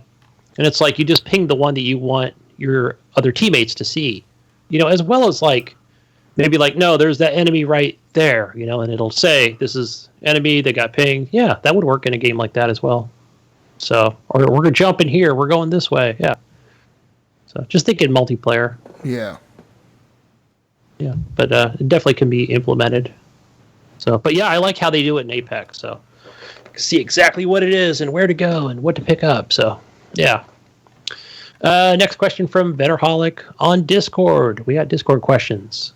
He wants to know, will Gunny Chief ever buy a PS4 to play all the brilliant exclusives? Man, I sure hope so. I'm just, yeah. I mean, I've been laying off of, asking the wife, like, hey, they got one at Target. Look, they've got a regular. They've got a Pro.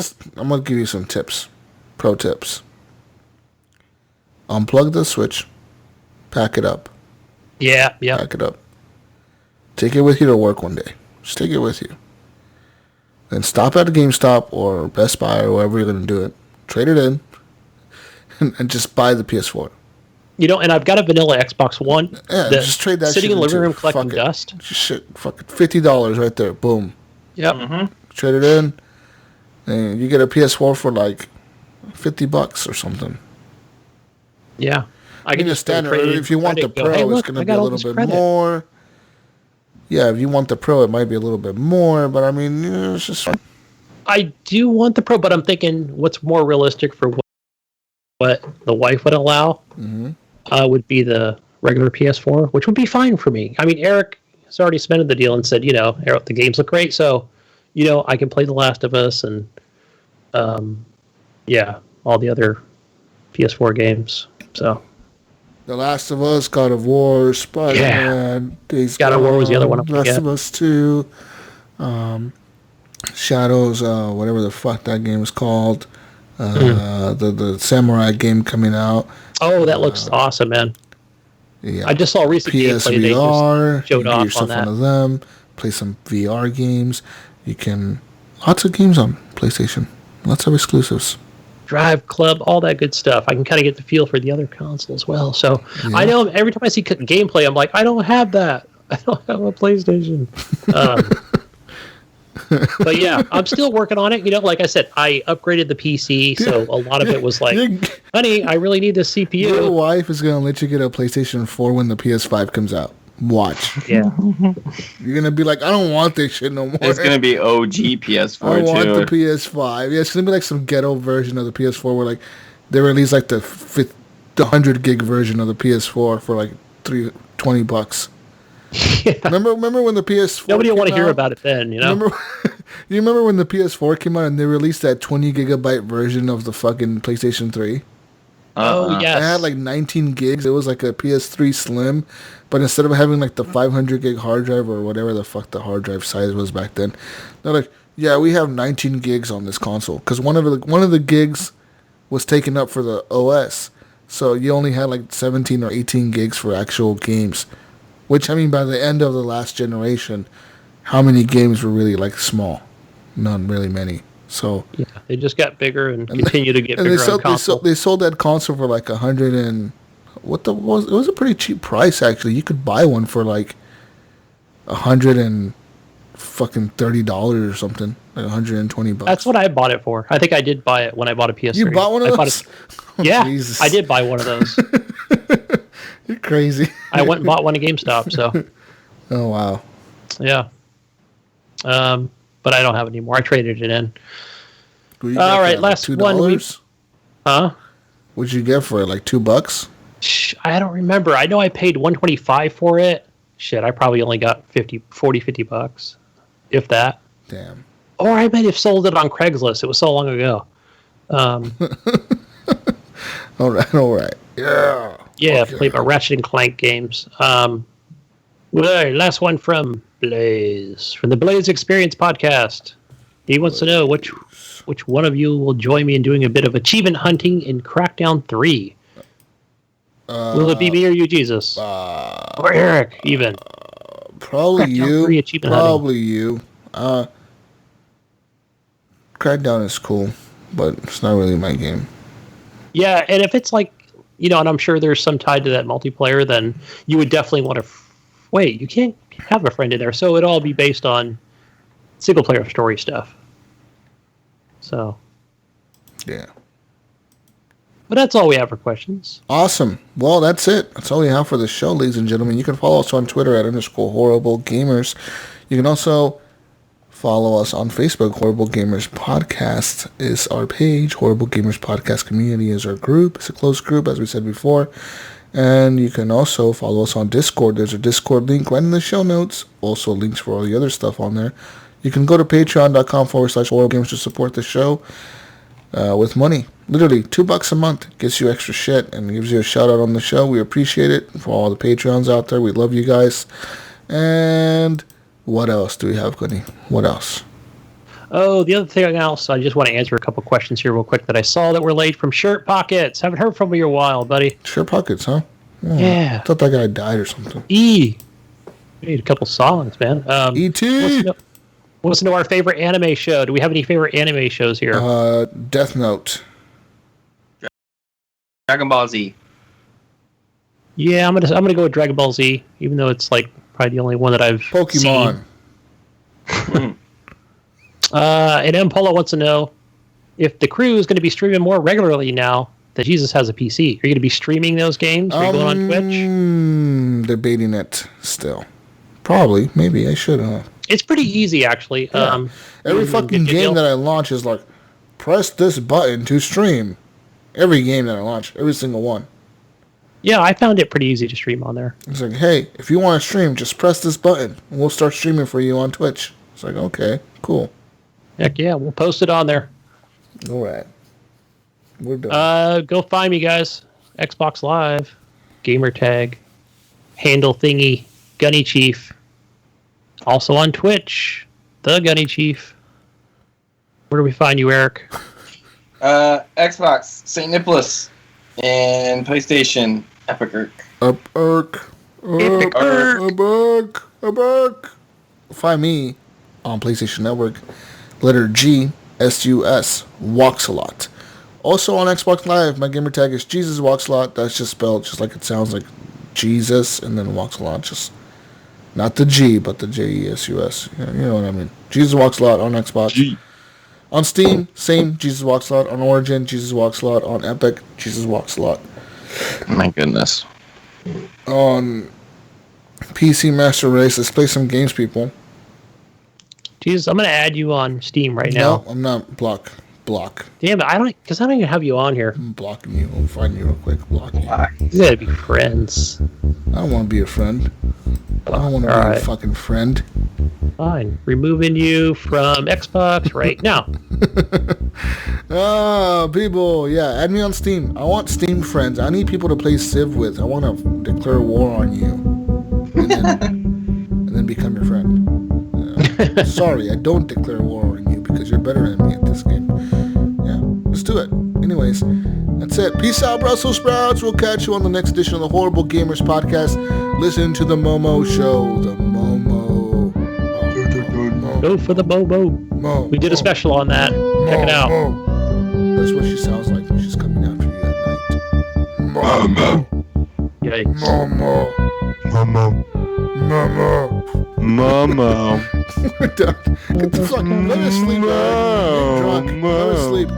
We're done. Goodbye. Okay. Bye, people. Bye. See ya.